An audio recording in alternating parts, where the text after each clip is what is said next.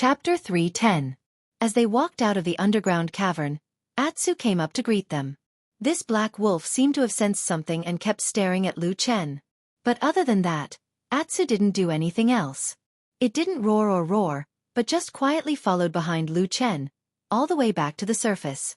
They didn't know how long they stayed underground. When they returned to the Black Stone Canyon, the sky was dark. It was already late at night. In the vast night sky, countless stars twinkled, like pearls decorating the deep sky. Under the starry sky, the mountains and the earth seemed to become insignificant. Those who looked up at the starry sky seemed to feel like they were just a speck of dust. Under the starry sky, in the night wind, they gazed into the distance for a long time. The wind faintly carried their soft and indistinct voices, as if they were discussing something. Maybe it was the heaven and earth, or maybe it was the past, or maybe it was the future hope of this path. Afterwards, they turned around and left this place, causing this originally desolate gorge to once again sink into silence. Only the cold starlight lingered in this place, unwilling to give up. On the way back, Huayan and Lu Chen were extremely careful. However, compared to their previous journey, their journey this time seemed to be smoother. Not only did they rarely encounter any powerful demonic beasts, they didn't even encounter any powerful clans or tribes. As for the incomparably powerful Thundercloud tribe that unexpectedly appeared near the northern border, it seemed to have already left this place, relieving them of one of their biggest worries. In Lu Chen's eyes, this was really good luck. In Huayan's eyes, this was the blessing of the fire god. Because of all these reasons, they returned almost 2 days earlier than expected. They arrived near the Black Fire tribe's camp that day. This was originally a comfortable and happy journey, until they saw a few plumes of black smoke rising from the Black Fire tribe's camp. Atsu suddenly roared towards the front, the hair on its neck stood up, and its eyes revealed a fierce light. Huayan and Lu Chen's expressions changed almost at the same time. Huayan roared angrily and rushed forward. At the same time, a trace of fear faintly appeared on his face. Lu Chen followed behind the furious barbarian warrior. His eyebrows were tightly knitted, and his mood was indescribably complicated. Of course, he didn't have the same deep feelings for the Blackfire tribe as Huayan did. To be honest, if it wasn't for the secret of returning north from Huayan, he really wouldn't care if this damn tribe was dead or alive, or if it was thriving or declining. But now that they had boarded the pirate ship, Lu Chen of course hoped that the Blackfire tribe would have better luck. At this moment, Lu Chen didn't know whether to laugh or cry as he looked at the murderous black smoke in front of him. Reviving the Blackfire tribe was an extremely difficult mission. If the Blackfire tribe was destroyed before he took over, that would truly make him want to cry, but no tears would come out. It was obvious that Huayan had also thought of this. His worry for the tribe drove him to the brink of insanity in his anger and fear. He roared as he rushed forward. Lu Chen, on the other hand, was much calmer as he followed behind him. His gaze swept across the surrounding desert, carefully observing the movements behind the sand dune plants. They rushed all the way into the Blackfire tribe's camp. Along the way, the two did not meet with any obstructions or enemies. But the scene that greeted them caused Huayan to stop in his tracks and hold his breath. The huge camp of the tribe was in a complete mess. Many houses had collapsed. Traces of fighting and burning could be seen everywhere. In the ruins of the village, among the rocks and charred firewood, the corpses of barbarians could be seen lying motionless on the ground from time to time. The smell of blood drifted from the front along with the wind. Huayan suddenly let out an inhuman howl of pain, like a despairing demonic beast in a hopeless situation. A trickle of blood flowed from the side of his mouth. He had bitten his lips. At that moment, his eyes were filled with regret, and his body was trembling slightly. With a thud, he finally knelt on the ground. He clenched his fists and pounded the ground in front of him with all his might, as if he had gone mad. But at this moment, a hand suddenly reached out from the side and pulled him back. Huayan's body stopped, and he raised his head to look with a pair of bloodshot and furious eyes. It was Lu Chen who had come to his side. Huayan stared at Lu Chen, his eyes burning with a flame that could kill him. But Lu Chen didn't seem to notice it. His face was calm as usual, as if the tragic scene around him had no meaning to him. He just lowered his body slightly and said to Huayan in a low voice, "There are too few corpses. Your tribe has far more people than this." Huayan's body shook, as if he had suddenly woken up. The expression in his eyes quickly calmed down.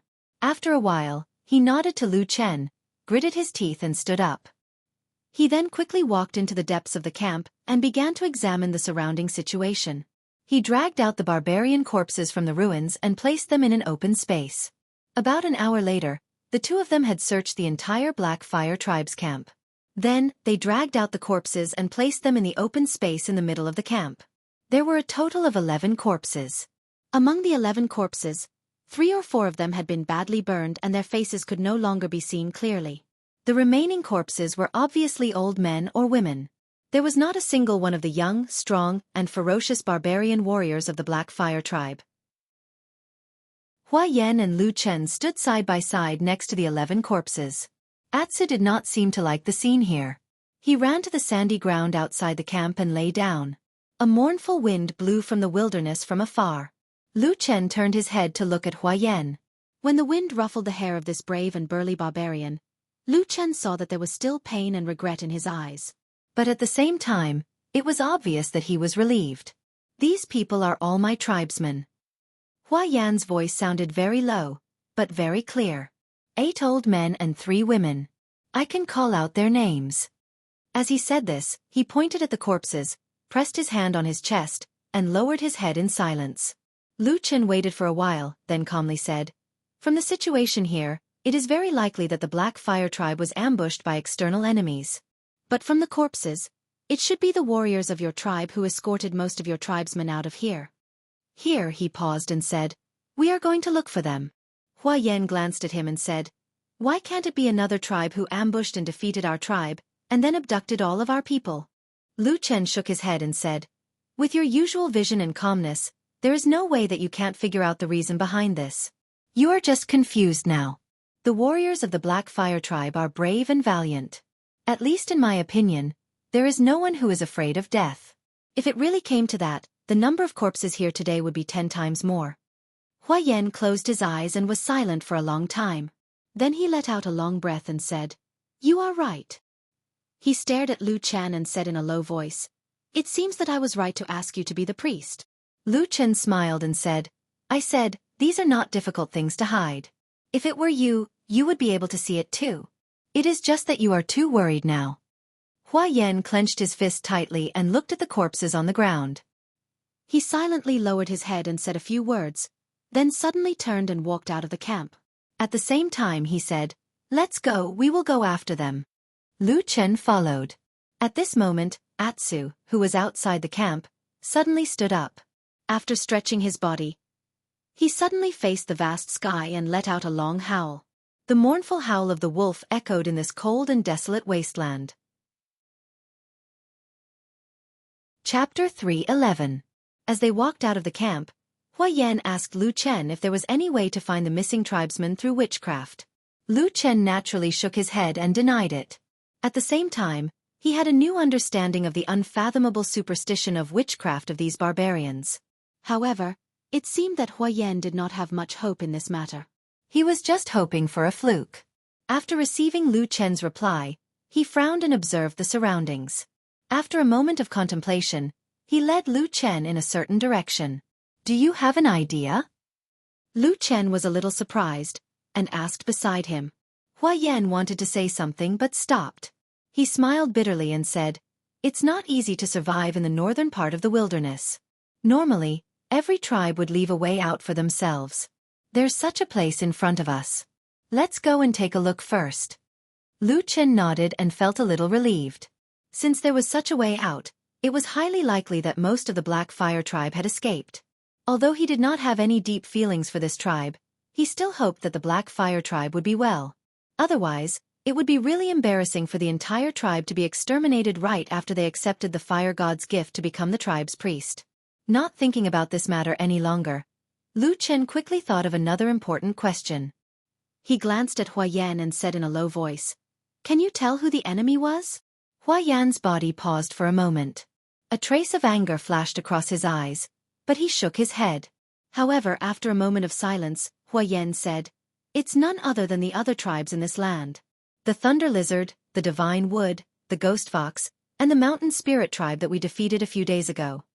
Lu Chen frowned and said, "The Mountain Spirit tribe suffered heavy losses that day and their priest died. I don't think it's possible. But let's not talk about whether they have the ability or not. At the very least, it makes sense that the mountain spirit tribe would come back for revenge. But you don't trust the 3 tribes that fought with the mountain spirit tribe that day? Hua Yan coldly laughed. His face was cold as he said, "We're all living in this barren land. Who can trust anyone else? If there's a chance, I won't hesitate to stab someone in the back." Lu Chen looked at him deeply, then nodded and said, "I see." On the way to the secret hiding place of the Black Fire tribe, Hua Yan, who had gradually calmed down, introduced the situation of the land where the Black Fire tribe was located to Lu Chen, the future priest of the Black Fire tribe. Just as he had said before, because this was the most desolate and harsh place in the southern wilderness, the relationship between the few tribes living here was very subtle. Conflicts between the tribes would occur from time to time. Including the original mountain spirit tribe, among the 5 tribes here, the Black Fire tribe had always been in the middle position. It wasn't the strongest, but it wasn't the weakest either. But compared to the glorious history of many years ago, the current Black Fire tribe was, of course, extremely unworthy. This made Hua Yan, a barbarian who cherished his ancestors, feel depressed and humiliated. Among the 5 tribes, there were strong and weak ones, but overall, there wasn't much of a difference. Otherwise, if a tribe was really weak, it would have long been swallowed up by others. And if a tribe suddenly became strong, like the mountain spirit tribe not long ago, then the other tribes would band together and attack it. It could be considered a strange and dangerous balance. Lu Chen asked about the situation in detail and then became thoughtful along the way. The 2 of them walked with the Atsu tribe. After about half a day's journey, they arrived at a rare oasis in the desert. But this oasis looked very small.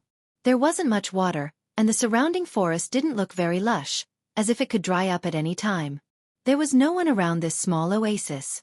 Occasionally, they would see 1 or 2 lone monsters running from the desert in the distance. They were probably there to drink a few mouthfuls of water. Lu Chen looked at the oasis with some doubt. No matter how he looked at it, although this small oasis could provide some water, it didn't seem like a place that could hide such a large population of the Black Fire tribe. Sure enough, Hua Yan didn't walk directly into the small oasis. Instead, he circled around and walked to the back of the oasis.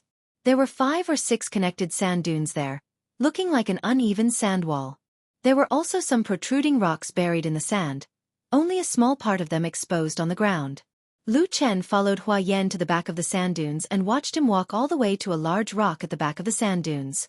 Hua Yan stuck his left hand into the sand and pulled it open. There was a soft rustling sound as the sand flowed. At the same time, a stone slab was pushed open, revealing a black hole. Lu Chen unconsciously took a step forward. At the same time, he cursed in his heart. Did the Black Fire tribe worship the god of fire or the god of earth? Why do they like to dig holes in the ground every day? Looking at the pitch-black cave entrance, before they could even make a move, they heard a few angry curses coming from inside the cave. A few cold lights flashed, and a moment later, 2 figures jumped out, roaring angrily as they slashed at Hua Yan and Lu Chen. Lu Chen took 2 steps back and let them go. He didn't have any intention of fighting back. With Hua Yan around, this kind of thing would naturally be easily settled. Sure enough, Hua Yan dodged the chopping axe and shouted, "Stop, it's me!" The 2 barbarian warriors, who were originally full of murderous intent, trembled when they heard this. Then, their eyes revealed a look of surprise as they looked at Hua Yan. They shouted in unison and almost simultaneously rushed forward, hugging Hua Yan and shouting a few words. Their expressions were extremely excited. Hua Yan was also very happy.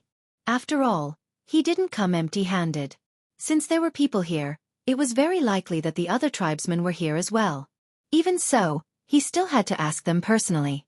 Hua Yan grabbed a barbarian beside him and asked anxiously, "Black Bull, what about the others? Are they all right?" The barbarian warrior called Black Bull nodded repeatedly and pointed to the hole.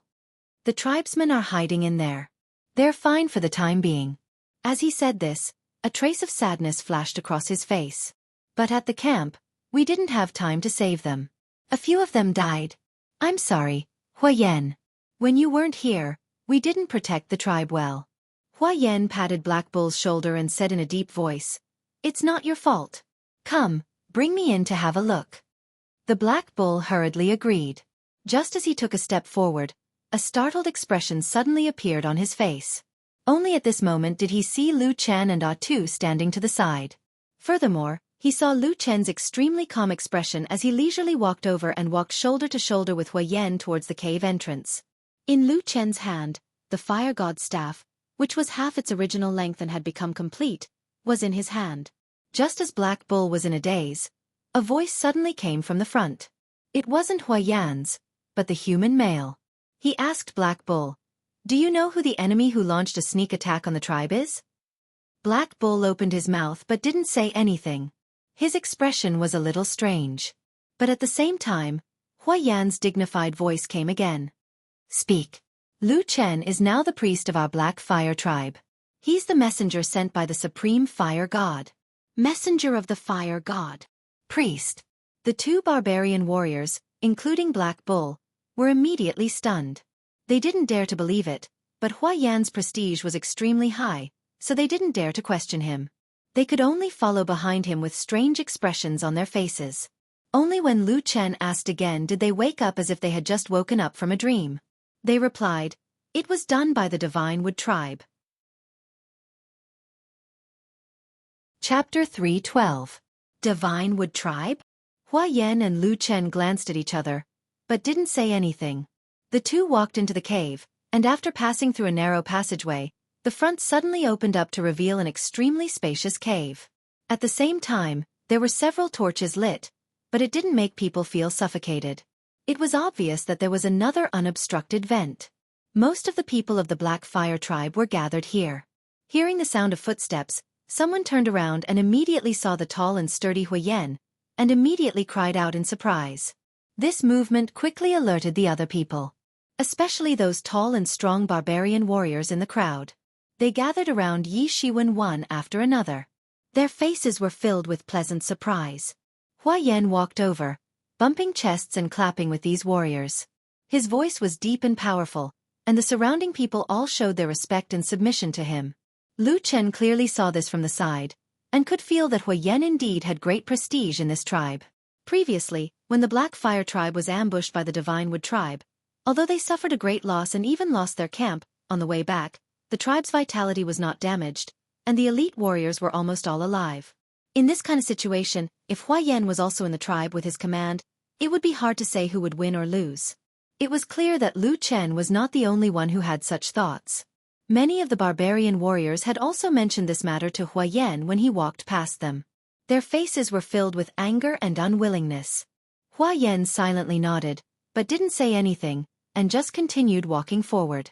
And Lu Chen, who had been following behind Hua Yan, also attracted many strange gazes. But after the previous incident at the Black Fire tribe's camp, these barbarians looked at Lu Chen with a much more relaxed gaze. Walking through the crowd and into the depths of the cave, he saw two people coming from behind the crowd. They were Hua Yan's two relatives. His son, Hua Ying, was supporting the current chief of the Black Fire tribe, who was also his father, Hua Hu. "Father." Hua Yan walked in front of Hua Hu and called out. Flaming Tiger looked at his son, and a trace of gratification flashed across his face. He nodded and said, "It's good that you're back." As he spoke, his gaze swept past Hua Yan's back. When he saw Lu Chen and the intact fire god staff in his hand, he seemed to be startled for a moment. At the same time, a haze flashed across the depths of his eyes. Hua Yan's return made the people of the Black Fire tribe happy and excited. The atmosphere in the tribe was obviously much higher. Many people cast their gazes over. Although they didn't shout or shout, there was still a very strong and obvious expectation. As for what this expectation was, it was self-evident. However, no matter what it was, the core members of the clan had to sit down and discuss it. Basically, it was Hua Yan's family. As one of the privileges of the patriarch, Flaming Tiger occupied the best and driest place in this underground cave. The people around him automatically moved aside, and with the help of the Fire Hawk, Flaming Tiger sat down again. He seemed to be panting a little. Hua Yan frowned and also sat down in front of the two of them. He looked at his father with a trace of worry on his face and said, "Father, are you all right?" Flaming Tiger forced a smile and said, "That day when we were running for our lives, I was tired for a while. I'm much better now." Then, his gaze turned to the person beside Hua Yan. As if he didn't care about the surprised and complicated gazes of the surrounding Black Fire tribe members, he directly sat down beside Hua Yan and openly joined the discussion of the highest core members of the Black Fire tribe, Lu Chen. Flaming Tiger's expression was a little unhappy, but Hua Yan seemed to ignore it. Moreover, he felt that Lu Chen sitting down was a matter of course. However, this infuriated another hot-tempered youth. Flaming Eagle stood up and said angrily, "What right does this damned human have to sit here? Do you believe that I won't kill you with one strike?" Lu Chen's expression was indifferent. There was no joy or sorrow on his face. He only glanced at the angry brute youth and didn't say anything. Meanwhile, Hua Yan, who was sitting beside Lu Chen, said in a low voice, "Flaming Eagle, sit down." Flaming Eagle seemed to be somewhat afraid of his father. Although his anger didn't decrease after hearing this, he still sat down hatefully. However, he still stayed close to his grandfather, Flaming Tiger, and faintly felt that he was confronting his father, Hua Yan. Flaming Tiger looked coldly at the two people in front of him. A barbarian and a human, just sitting together like this, as if there was no gap between them, and their calm and composed appearance made him feel that it was particularly irritating. He looked at Hua Yan and said, "What's going on? Tell me." Hua Yan didn't beat around the bush and said straightforwardly, "These days, I brought Lu Chen to the fire god's altar.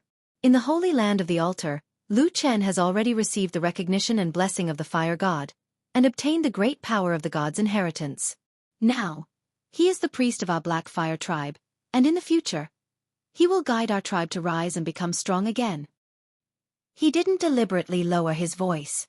When he said these words in a loud and clear voice, apart from Flaming Tiger and Flaming Eagle, many of the surrounding barbarians of the Black Fire tribe who were paying attention to what was happening heard at the same time.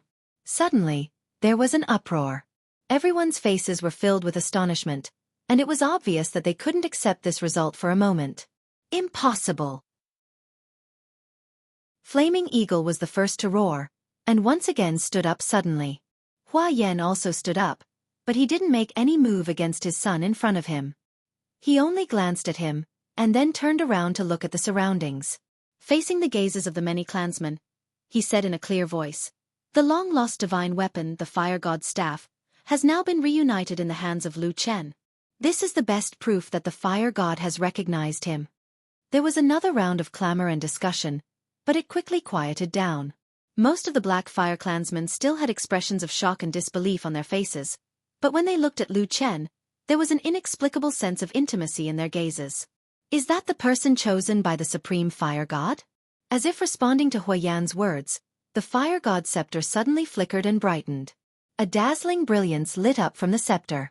It was as dazzling as the sun, causing one to feel reverence when looking at it. After a while, suddenly from the dazzling brilliance, a ball of flame suddenly soared up, rushed into the air, burned fiercely. The entire cave people felt a wave of heat instantly hit their faces, and the ancient aura contained in it was even more powerful to the point that it made people tremble. In an instant, under the deep-rooted worship and reverence, almost all of the Black Fire tribe members knelt down. Their eyes were brimming with tears, and they bowed respectfully, cheering and praising the fire god. Hua Hu and Hua Ying, on the other hand, had expressions of shock on their faces. They did not kneel down, but neither did they reprimand him. On the contrary, Hua Yan, who was standing at the side, had a strange expression on his face. He looked at the fire god's staff, as if he wanted to say something, but stopped himself. This conversation did not reach any conclusion, and ended because of the fire god's staff's radiance. Although Lu Chen's identity was a little strange, in the Black Fire tribe, the fire god was an overwhelming power, not to mention that he had the support of the tribe's chief warrior, Hua Yan.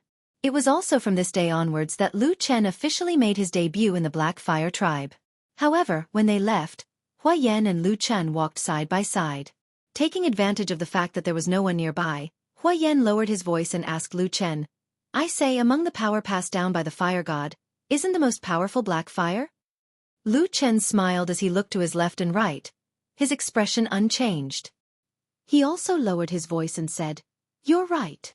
Then why did you suddenly create that flashy but impractical white light?" "Because this is the best way to deceive these idiots. If you use Black Fire, they might not even understand," Lu Chen said. Hua Yan was furious, but then his expression stiffened and he fell silent. After a long while, he shook his head and smiled bitterly. He sighed and did not say anything else. After Hua Yan returned to the tribe, many people in the Black Fire tribe seemed to have suddenly found a pillar of support, and their spirits rose. This was especially obvious among the barbarian warriors. Many of them could feel it, including the patriarch of the barbarian race, Hua Hu. And since Hua Yan had returned, the most important thing was to understand the matter of the Divine Wood tribe's sneak attack, and how to respond. In fact, the most important person to respond to this matter should be the chief, but the atmosphere in the Black Fire tribe seemed to be a little strange. Hua Yan's question seemed to be a matter of course, and the people beside him did not object.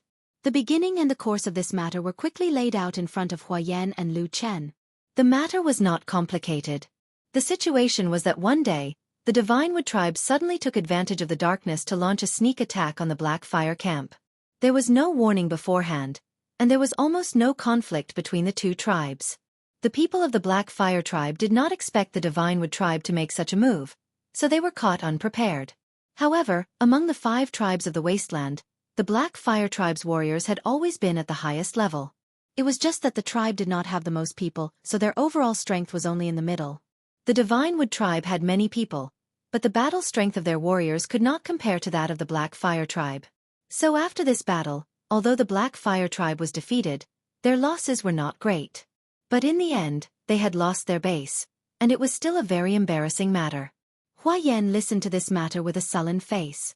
There were a few tribal warriors who reported this matter, including Iron Bear, whom Lu Chen had seen before, and Black Bull, whom he had seen outside the passage. Seeing how close they were to Hua Yan, it was obvious that they were Hua Yan's trusted aides. After listening, Hua Yan looked at these people with a cold face.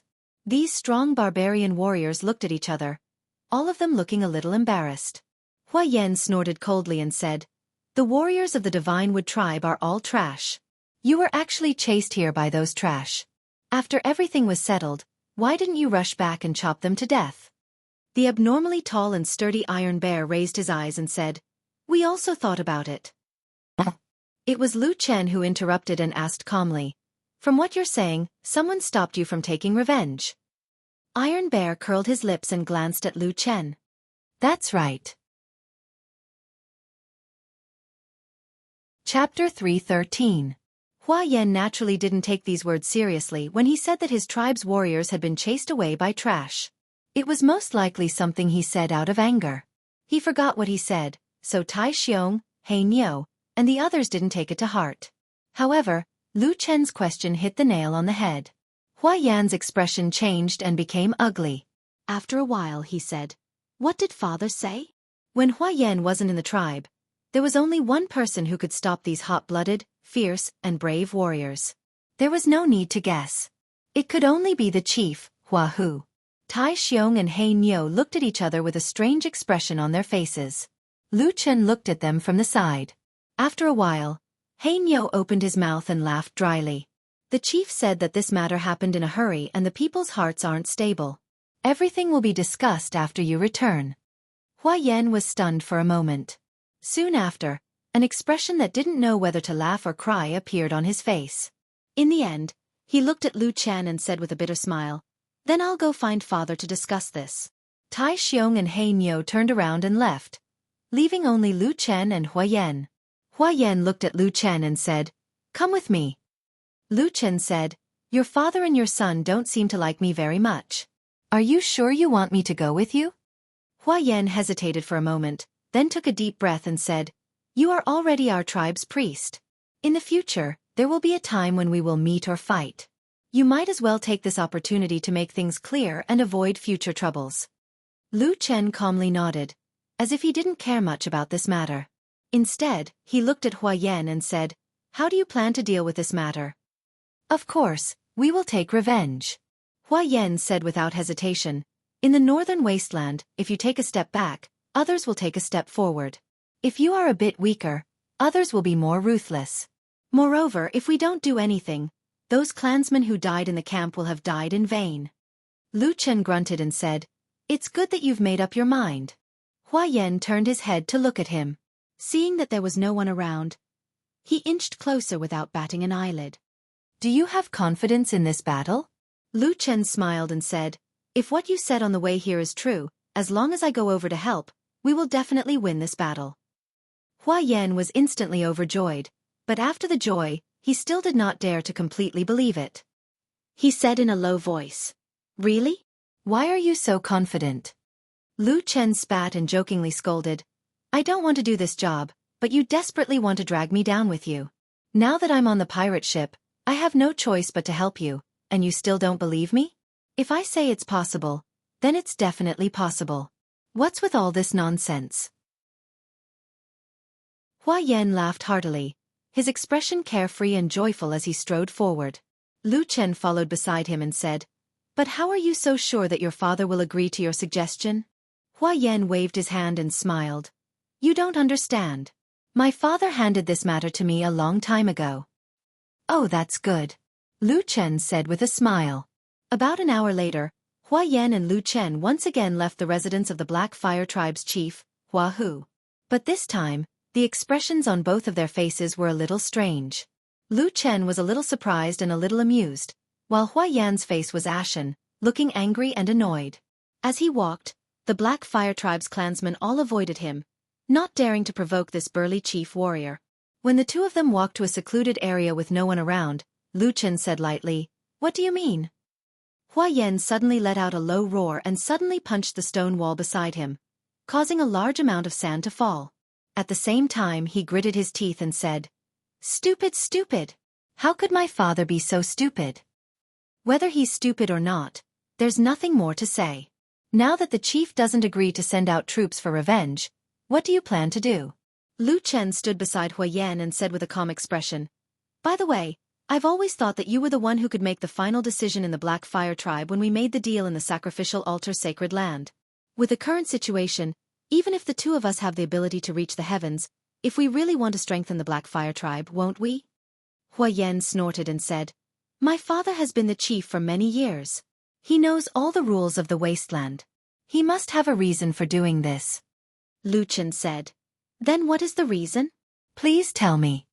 Hua Yan was speechless. Lu Chen shrugged and said, "In any case, I'm not in a hurry. Do as you see fit." As he said this, he found a clean spot by the wall and sat down. Black Wolf Atsu, who had always been following him, also laid down beside him.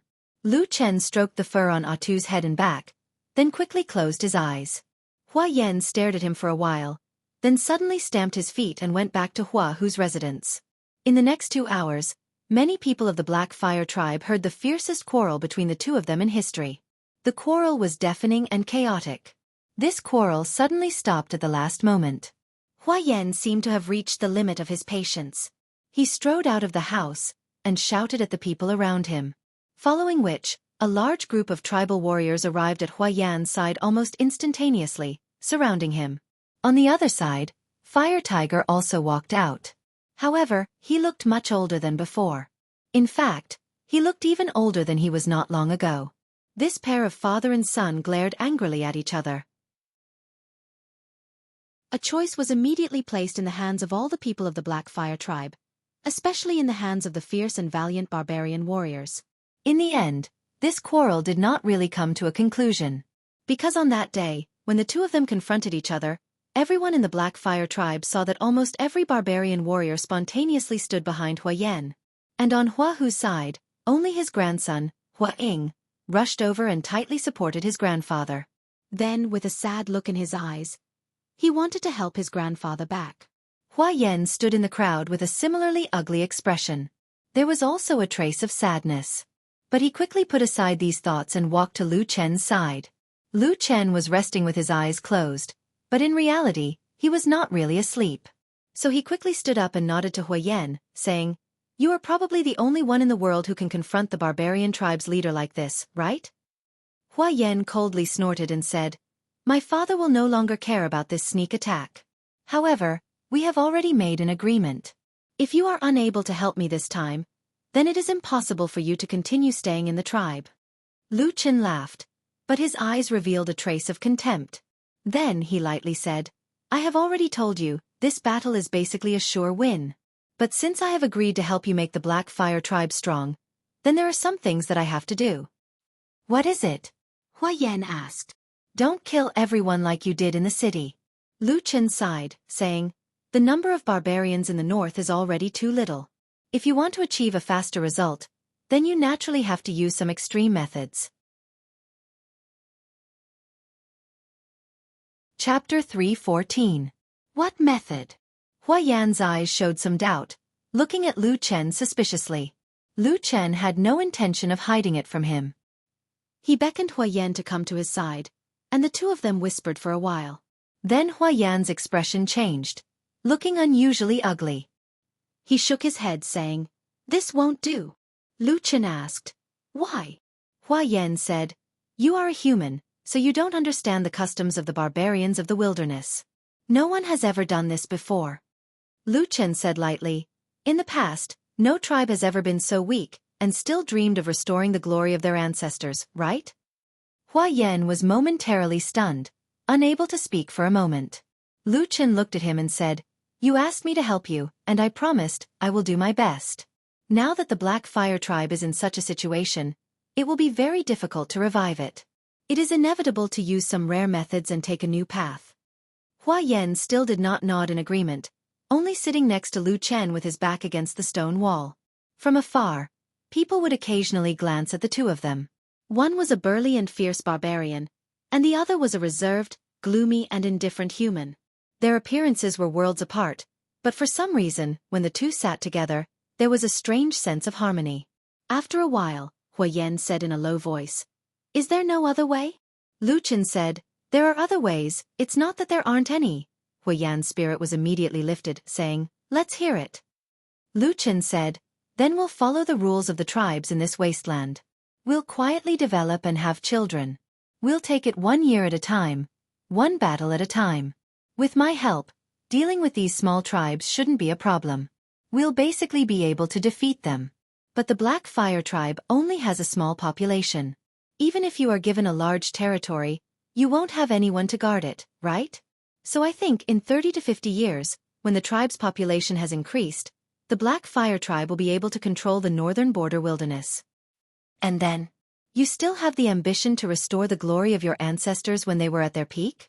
Lu Chen looked at Hua Yan and said calmly, "According to what you've told me, the territory in the south is 100 times larger than here, and the population of the most powerful tribes is almost 10 times that of the Black Fire tribe. Then what should we do? Let's continue to reproduce. We'll wait for about 100 or 200 years. If there are no natural or man-made disasters under the protection of the Fire God, and there are no attacks from other tribes, and everything is perfect without any mistakes, then when the population of the tribe increases and the number of warriors is enough to fight with those big tribes, maybe we can compete with them. But when that time comes, both of us won't be around anymore, right?" Lu Chen continued to describe the beautiful vision of the Black Fire tribe. Hua Yan was nodding his head slightly at first, but the more he listened, the uglier his expression became. When he heard the last few words, 100 or 200 years, his entire face darkened. Lu Chen smiled at him and said, "You're unhappy, aren't you? You're not willing, are you?" Then he deliberately pointed at Hua Yan and said, "You see, although you're a barbarian and I'm a human, our thoughts are the same. You have the ambition, you want to make contributions, you want to become a hero of the Black Fire tribe. Why should you be a stepping stone for others? If that's the case, who will remember you? And even if you're willing, I won't do it." Lu Chen finally said calmly, "I plan to return to the north alive. If we really want to waste our time and die here, then we'll just turn against each other now." Deep into the night, dark clouds covered the stars.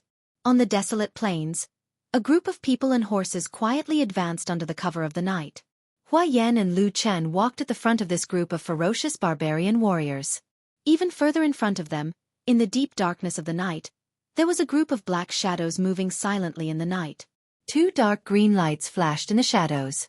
That was the Black Wolf Atsu. Hua Yan looked at the abnormally agile shadow in front of him, his expression somewhat complicated in the darkness. After a while, he said to Lu Chen, "This monster of yours seems to be somewhat different." This time, Lu Chen's clothes were not the same as before. His original clothes were gone, and in its place was a completely black, ancient-looking black robe. Even half of his head was covered by a hood, looking a little strange. After hearing Hua Yan's words, he casually said, "HM? What's different?" Hua Yan shook his head and said, "It's too human-like." Ordinary demonic beasts are basically unable to do this. However, in the past, I've heard from the elders in the tribe that there seem to be similar strange demonic beasts in those large tribes. Lu Chen's eyes flashed, and he asked, "What kind of monsters are there in the big tribes?" Hua Yan thought for a while and said, "I can't say for sure, I've actually never seen it with my own eyes. But I heard that those especially powerful, especially human-like and intelligent monsters are usually under the command of the most powerful shaman venerable. Most people call them holy beasts." Lu Chen's footsteps slightly paused, then he said, "If only the Atsu was really a holy beast." Hua Yan laughed and said, "That's right." Lu Chen immediately changed the topic, pointing at the black robe he was wearing and said, "Must I wear this robe of yours?" Hua Yan immediately nodded and said, "Yes, this is the only priest robe that has been passed down from the ancestors of our Black Fire tribe. This is the tribe's rule." Rule. Lu Chen looked at him and said, "The matter that we talked about when we came out, have you thought about it?" Hua Yan was silent for a while, then said, "Yes, we'll do as you say. But before that, we have to at least win this battle." Lu Chen had a faint smile on his face, nodded and said, "Don't worry." Hua Yan also seemed to feel a little awkward, and after a dry cough, he said, "I feel that the Divine Wood tribe's base was not damaged after the sneak attack. They should be on guard these days." Lu Chen said, "I also feel that they should be on guard. But so many days have passed, they can't be on guard every day. They will eventually relax a little. Moreover, we can win tonight's battle without a sneak attack." Hua Yan took a deep breath and said, "Why are you always so confident?" Lu Chen grinned and said, "Don't you believe that the fire god is protecting you?" I believe." Hua Yan was obviously stunned for a moment, and finally replied in a muffled voice. For this long-distance attack, the Black Fire tribe did not send out all their warriors, but those who were able to come out were all elite warriors who had experienced hundreds of battles. It would not be an exaggeration to say that they were the strongest fighting force of the Black Fire tribe so far. After experiencing the humiliation of being ambushed and having to flee in panic, these Black Fire warriors were all eager to fight. They did not have the slightest fear of entering deep into the Divine Wood tribe's lair. Instead, many people's gazes swept over the two figures at the front from time to time. When they looked at Hua Yan, their gazes were filled with respect and trust, but when they looked at Lu Chen, their gazes were complicated with a hint of suspicion. Before they set off, Lu Chen had already asked Hua Yan to gather these warriors together, and then he did some of the work that a tribal priest should do. It was just that he, a human, was playing tricks on them, and these Black Fire tribe warriors did not seem to feel any sense of security. At least, they did not feel the strong fighting spirit and power that the fire god was supposed to convey through the priest. This matter made everyone feel a little uneasy, but Lu Chen did not care.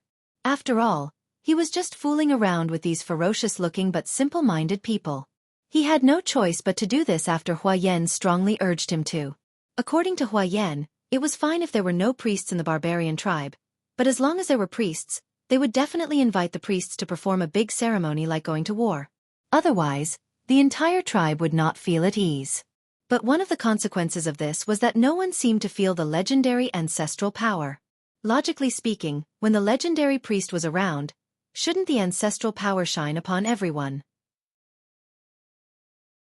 Or could it be that the human priest and the ancestors of the barbarian tribe were not on the same page, so the ancestors of the Black Fire tribe simply ignored this matter? Lu Chen was calm and collected, as if nothing had happened. The warriors of the Black Fire tribe looked at each other and did not dare to say anything. After all, that was the messenger of the fire god, the tribal priest. Moreover, the Black Fire tribe had lost their priest for hundreds of years, and no one was particularly clear about the specific situation back then. What if they were wrong? In short, such a group of people came out in such a muddle-headed manner. Although they were a little uneasy, their fighting spirit was still high as they charged towards the old lair of the Divine Wood tribe. They did not know how long they had advanced like this, until the figure of Atsu, who had merged with the darkness, suddenly stopped and let out a few low howls. Only then did the Black Fire tribe's troops suddenly stop. In the distance ahead, a camp appeared under the sky. The houses were faintly discernible, and there were some torches burning in the darkness, emitting light. They should be the warriors of the Divine Wood tribe who were on night watch. Hua Yan turned his head to look at Lu Chen, and then waved his hands to both sides. After a moment, all the warriors of the Black Fire tribe behind them quietly spread out, forming a long line, quietly lurking in the night, and then pulled out their respective blades. The night was silent, and the murderous aura condensed like frost, as if it could chill one's heart. Lu Chen, on the other hand, looked at the shadow of the tribe in the distance and took a deep breath. After a moment, a black shadow walked to Lu Chen's side. It was Atsu, who had appeared like a ghost. Its green eyes seemed to have sensed something, and revealed a rare cold and bloodthirsty emotion. Under the black robe, Lu Chen slowly stretched out his arm, and an invisible wave of air suddenly appeared in front of his chest. After a moment, the Vulcan staff appeared in his hand. He held the staff, moved forward, and pointed at the camp of the Divine Wood tribe. At that moment, a wind suddenly blew over the wilderness. The cold wind blew, as if a demon that had been sleeping for many years had finally awakened. In the dark sky, it stared at the creatures below, revealing a ferocious and silent grin. Chapter 3:15. As one of the 5 largest tribes in the north of the wilderness, the Divine Wood tribe actually had a larger population than the Black Fire tribe. Therefore, the scale of their camp was slightly larger than that of the Black Fire tribe. In fact, among the 5 northern tribes, the Mountain Spirit tribe and the Thunder Lizard tribe had the largest population, while the Divine Wood tribe ranked 3rd. As for the Black Fire tribe, they ranked 4th, and there was not much difference between them and the Ghost Fox tribe. However, despite their small population, the Black Fire tribe's combat power had long been considered to be above that of the Divine Wood tribe. It was second only to the Mountain Spirit tribe and the Thunder Lizard tribe. From this, it could be seen that the warriors of the Black Fire tribe were actually quite fierce. It was precisely because of this that the Divine Wood tribe's surprise attack had caught the Black Fire tribe unprepared, and made many warriors of the Black Fire tribe feel humiliated. That night, the cold night wind swept across the land of the wilderness, blowing all the way to the camp of the Divine Wood tribe. The burning torches swayed in the wind and danced in a somewhat frenzied manner, emitting flickering afterimages in the darkness like twisting and convulsing snakes. The warriors on night watch were a little tired and shrank their bodies in the cold wind. Even the strong barbarians would feel uncomfortable in the cold night of the wilderness. Until the sound of the wind suddenly grew louder, suddenly turning into a sharp whistling sound in the pitch-black ice-cold night. The warriors guarding the gate of the Divine Wood tribe suddenly raised their heads and looked forward. But before they could react, the shrill ear-piercing shriek had already cut through the deathly silence of the night and arrived before their eyes. It was as if a light had suddenly lit up in the darkness. It was the sinister grin of a death god, revealing its sharp fangs that glowed with white light. Terrifying sharp blades rushed over, and in the next instant, there was a muffled sound that made one's entire body tremble. A Divine Wood warrior's body was directly sent flying, and on his body, a giant axe had directly chopped into his face. Blood splattered, and the unlucky guy was almost split in half. The warriors of the Divine Wood tribe on both sides turned pale with fright. They immediately roared in anger, but their anger was soon covered by even more vigorous and ferocious shouts. In the darkness of the night, a row of tall and ferocious warriors charged out. Perhaps there weren't that many of them, but in the darkness, they were like raging waves rolling up a violent wave. Amidst the blood-boiling roars, in the bone-chilling cold wind, they crashed down. The leader was the most muscular and powerful Hua Yan. Like a raging wave, this group of black flame warriors instantly swept over and rushed to the entrance of the Divine Wood tribe. Hua Yan laughed sinisterly as he pulled out the giant axe from the corpse. Cries of alarm and screams rose and fell in the surroundings. Blood splashed and a few more corpses appeared on the ground. In the camp of the Divine Wood tribe further away, the alarm had already resounded throughout the entire camp. No matter what, the Divine Wood tribe was a barbarian tribe that lived in the harsh northern wastelands. Those who could survive in such a place were not weaklings. Therefore, in a short period of time visible to the naked eye, torches were quickly lit in the Divine Wood tribe despite being ambushed. Then, more and more barbarian warriors swarmed over. Some were holding weapons, while others were not even dressed properly. It was obvious that they had just woken up from their sleep. But at a glance, everyone's faces were filled with anger and ferocity. Perhaps there was panic, but not much fear. The valiant nature of the barbarians could be said to be completely revealed. It's the people of the Black Flame tribe. An angry roar came from the crowd. It was obvious that someone from the Divine Wood tribe had already recognized the identity of the invading enemy. This roar caused a commotion, but more warriors continued to roar and charge over. Looking at the number of people, the people from the Divine Wood tribe were much more than the warriors from the Black Fire tribe. After all, this was their nest. But from Huayan onwards, none of the warriors from the Black Fire tribe showed any signs of fear. Instead, they continued to roar and charge forward. Although they had fewer people, they seemed to erupt with an aura that was not any weaker than the opposite side. Seeing that a bloody battle was about to unfold in this harsh and calamitous wasteland, a black figure slowly stepped out from the shadows behind the Black Fire tribe warriors. It was as if he had become one with the darkness. It had been like this since the beginning of time, to the point that the fire god's staff in his hand had even overshadowed his existence. It emitted a strange light in mid-air, and then, the twisted totem carvings slowly lit up. In the darkness, he began to chant a mysterious incantation in a low voice. The ancient aura descended from the night sky, like a god or a devil, staring at the crowd. As if there was a response in the crowd, Huayan's body suddenly stopped, and then he raised his head towards the sky and roared. His voice was so shrill and loud that no matter if it was friend or foe, everyone was shocked and looked towards him. The tall and sturdy barbarian with a huge axe in his hand suddenly faced upwards and roared. Then, a strange rune suddenly lit up in the middle of his forehead. It flickered with a strange radiance. A moment later, a black flame suddenly rose from the center of the rune with a whoosh. It seemed as if a demon was roaring at the world. Ka ka ka ka ka. A strange sound that caused one's scalp to turn numb rang out from Huayan's body. Under the madly dancing black flames, the originally ferocious and wild barbarian's entire body suddenly expanded. All of his muscles seemed to have exploded and swelled to more than double their original size. Green veins popped out, making him look like a barbarian giant that no one had ever seen before. His face that had become especially ferocious also looked like a demon at this moment. His eyes flickered with a bloodthirsty light, and the only feeling he had was power. Incomparably powerful power. He roared at the sky, as if there was nothing in this world that could stop him. Then he roared and rushed forward. The darkness and the night wind all retreated, revealing the Divine Wood tribe members who had a look of shock on their faces. Witchcraft! A sharp and fearful voice suddenly rang out from the crowd of the Godwood tribe. They were not afraid of blood, sharp blades, or even death. However, it was as if all of them were innately awed by the legendary and mysterious witchcraft. Even their voices trembled as they screamed. On the other hand, the Black Fire tribe was full of fighting spirit. Many warriors even turned around to look. Then they, including the people of the Divine Wood tribe who had also sensed something, saw a scene that they would never forget for the rest of their lives. A black shadow floated in the air behind them. Darkness gathered from all directions, so dense that it was almost unimaginable, and wrapped around the shadow-like person. A brilliant light flickered in the darkness, and in the center of the light was a staff. The totem rune shone with a dazzling light. Then, in that instant, the entire staff suddenly shot out an indescribably huge black flame. The black flame burned the sky, as if it was going to burn the night.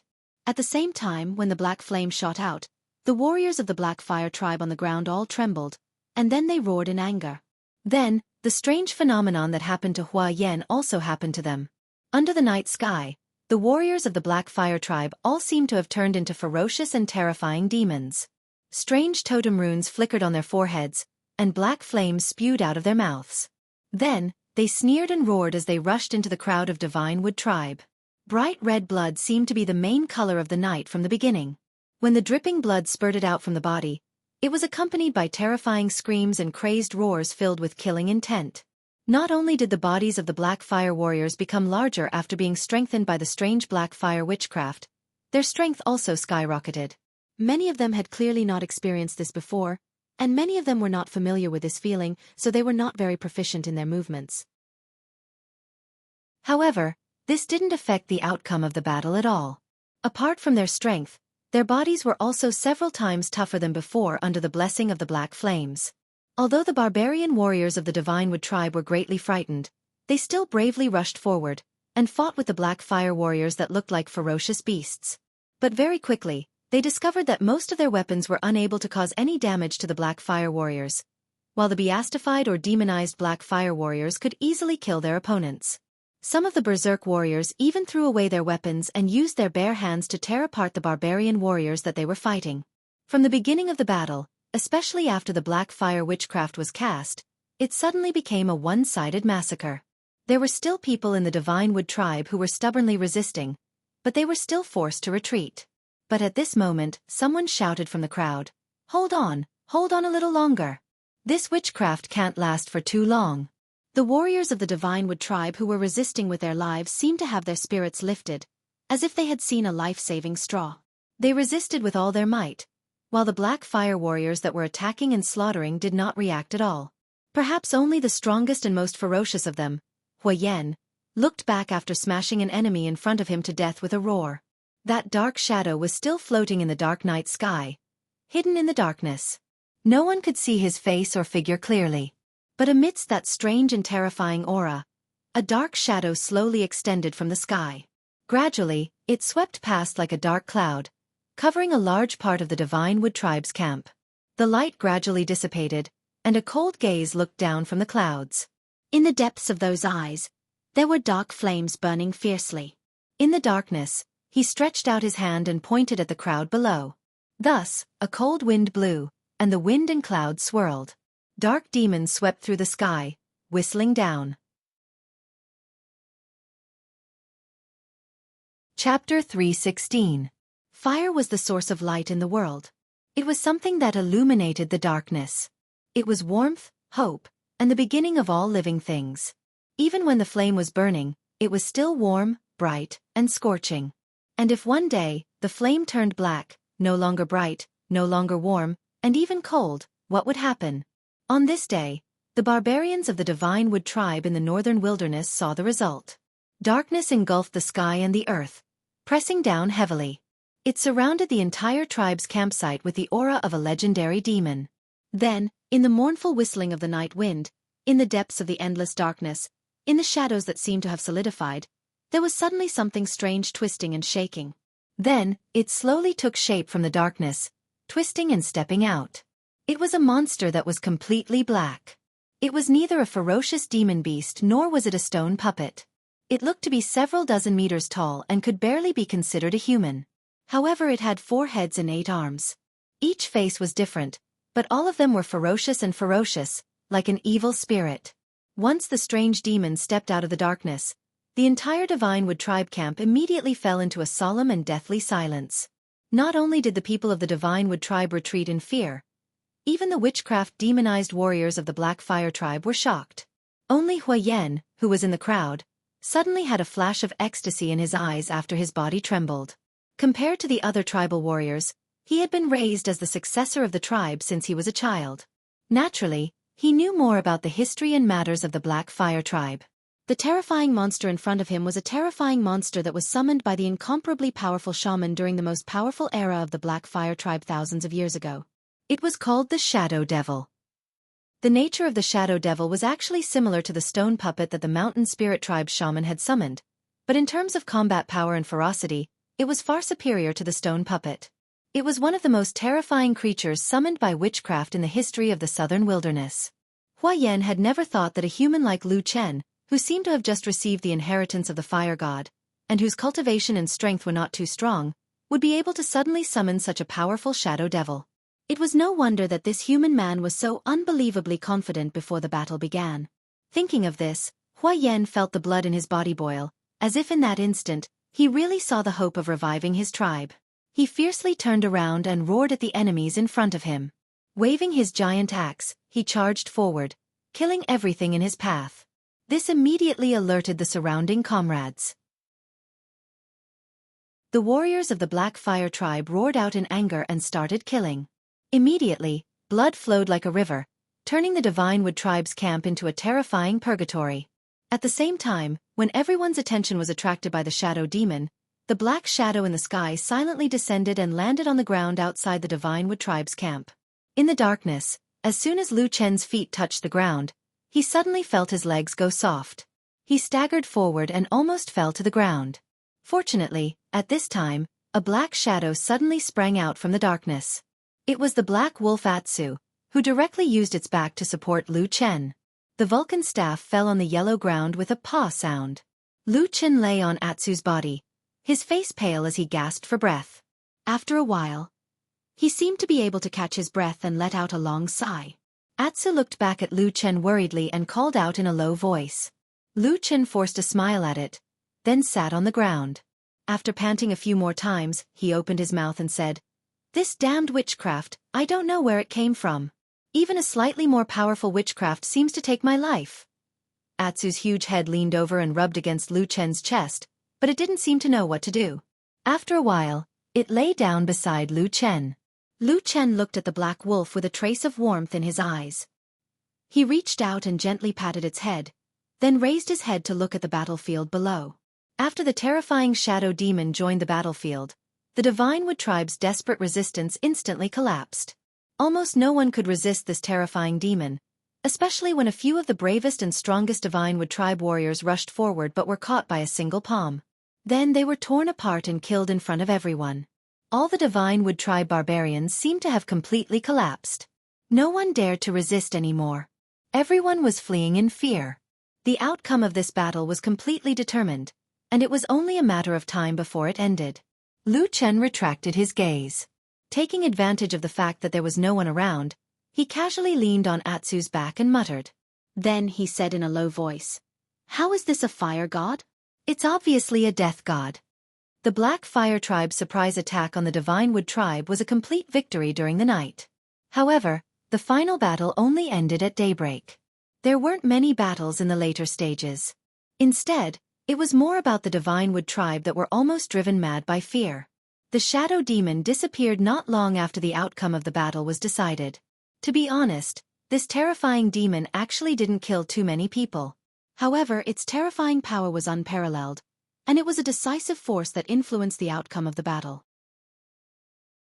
At daybreak, the Black Fire Tribe barbarian warriors led by Huayan were no longer in a state of enchantment. All of them returned to their normal appearances. But even so, the completely defeated Divine Wood tribe could no longer put up any resistance. Unlike the sneak attack on the Black Fire Tribe, the Divine Wood tribe suffered a heavy blow this time. The tribe's camp was in a mess. Blood flowed like a river, and corpses and broken limbs could be seen everywhere. Among the survivors, not many managed to escape. In fact, most of the surviving Divine Wood tribe members were intercepted by the warriors of the Black Fire Tribe. When the first ray of sunlight fell from the sky, the remaining barbarians of the Divine Wood tribe were gathered in a corner of the camp. Around them were ferocious-looking barbarian warriors of the Black Fire Tribe. Their eyes were ferocious, and the blades and axes in their hands were still wet with blood. A little further away was the land of carnage. Who knew how many lives had been lost there? The originally thriving tribe's camp was now in ruins. Houses and walls had collapsed, and many places still had traces of being burnt. The morning breeze carried a strong smell of blood that made people want to vomit. In the sky above the tribe's camp, there were already a few vultures and a large flock of crows circling in the air, cawing as they smelled the blood. It was in such a hellish scene that Lu Chen, who was wearing a black robe with his face hidden in a deep hood, slowly walked into the already fallen tribe's camp with the huge black wolf Atsu by his side. The black robe seemed to block out all the light. Even though it was daytime, no one could see the face of this human male clearly. But Atsu, who stood beside him, attracted everyone's attention. That ferocious beast's appearance was a perfect foil to this terrifying shaman's aura. There was no longer any doubt in the eyes of the warriors of the Black Fire Tribe. Everyone, even the most ferocious and valiant warriors, were filled with reverence in front of this black-robed priest. They respectfully made way for him. Lu Chen silently walked forward, calmly treating all the reverence and fear in the surroundings. Under his feet, he crossed the river of blood. Then, he left bloody footprints on the road, all the way to the Divine Wood tribe's captives. "Priest, it's the priest!" Terrified, soft voices came from the captives. There were many women, children, and elderly among the captives of the Godwood tribe, as well as many adult men. Even the patriarch of the Godwood tribe was not dead yet. He had only lost an arm, and as a form of treatment that was different from the other tribesmen, he was tied with an extra rope and thrown in front of the crowd in a rough manner. At this moment, he stared at the black-robed priest with his eyes wide open. His face was filled with disbelief. But whether it was Lu Chen or the other warriors of the Black Fire Tribe, no one paid attention to him. Huayan stood in front of the crowd and watched as Lu Chen walked over.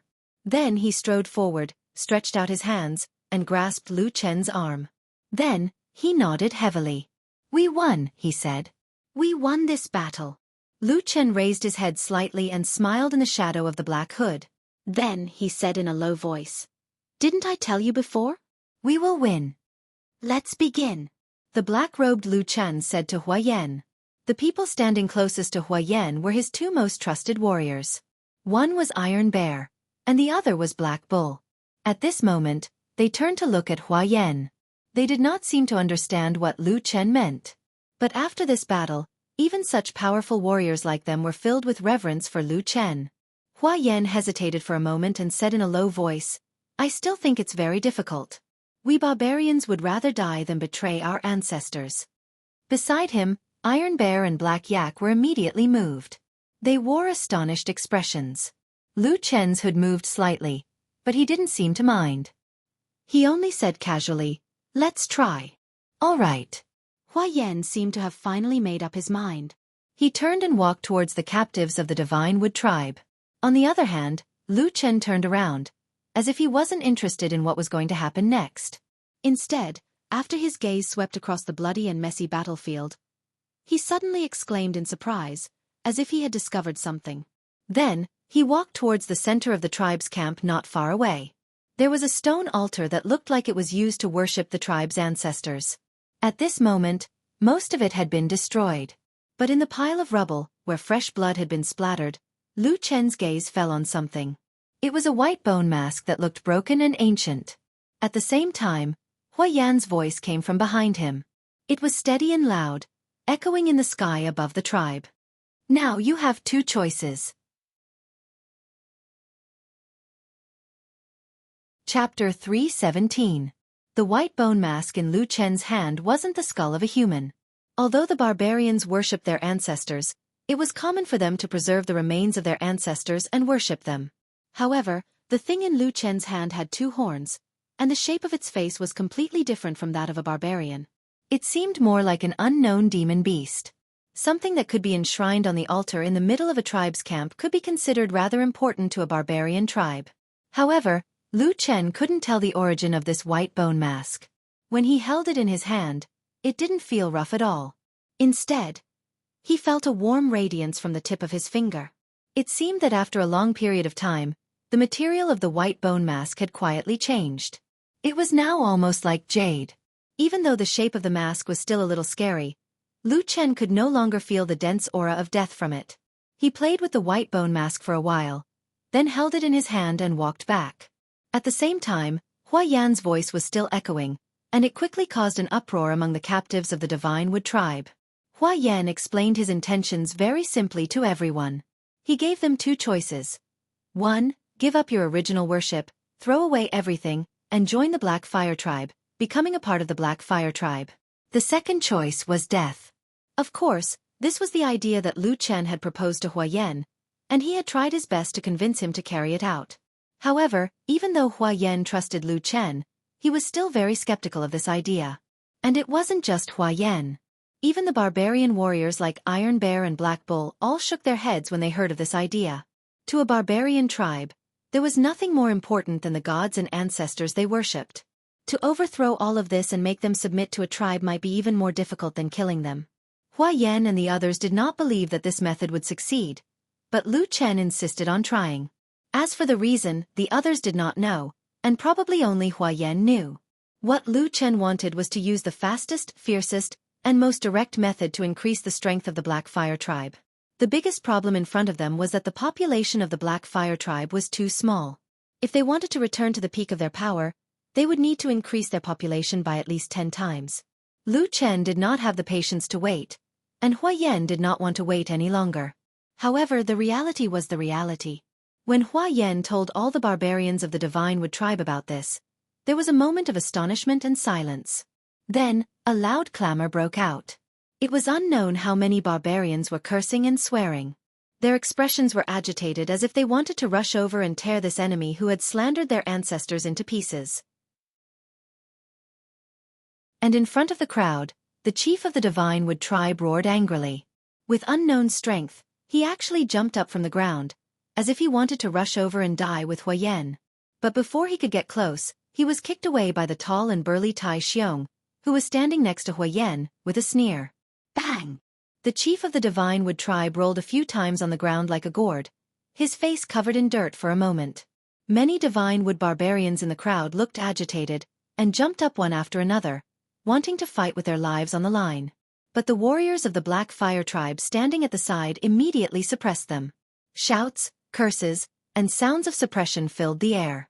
In the middle of the crowd, there were people who pulled out their swords and slashed a few times, causing blood to appear. After a while, the group of restless barbarians were finally suppressed. Although Hua Yan had already expected the situation, he still felt somewhat embarrassed. The veins on his forehead were throbbing, and he wished he could directly raise his sword and hack a few of them to death. But at this moment, a hand suddenly stretched out from the side and pulled him back. Hua Yan turned around and saw the black-robed Lu Chen walking to his side. "Don't worry." Lu Chen's voice sounded very calm. Hua Yan snorted and said, "You have also seen the situation, what should we do now?" Lu Chen lightly said, "Let me do it." He took a step forward, his eyes sweeping across the crowd in front of him. For a moment, almost everyone's eyes fell on him. Many of the Divine Wood tribe's captives looked at the black-robed priest with eyes full of hatred and fear. After a moment, Lu Chen opened his mouth and said, "Drag out all the children and women under the age of 8. As soon as these words came out, there was a sudden silence. After a moment, the Divine Wood tribe was filled with curses, while the warriors of the Black Fire tribe looked at each other in dismay.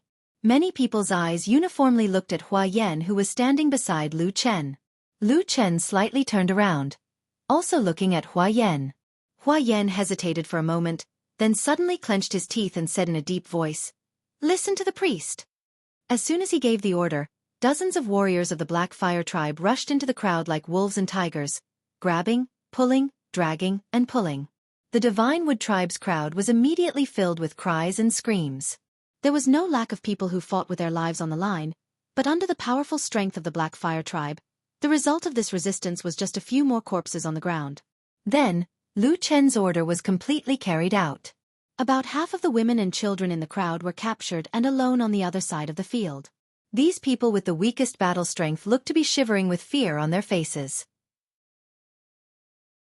No one knew what the terrifying black-robed demon was going to do next. But Lu Chen did not let them wait for too long. He quickly made everyone understand his thoughts. These women and children, whether you like it or not, will become a part of the Black Fire tribe. Lu Chen's cold and calm voice reverberated in the camp. Apart from that, there was no other sound. At this moment, even the air seemed to be filled with a sense of coldness and killing intent. If there are men in the family, let them come and claim them.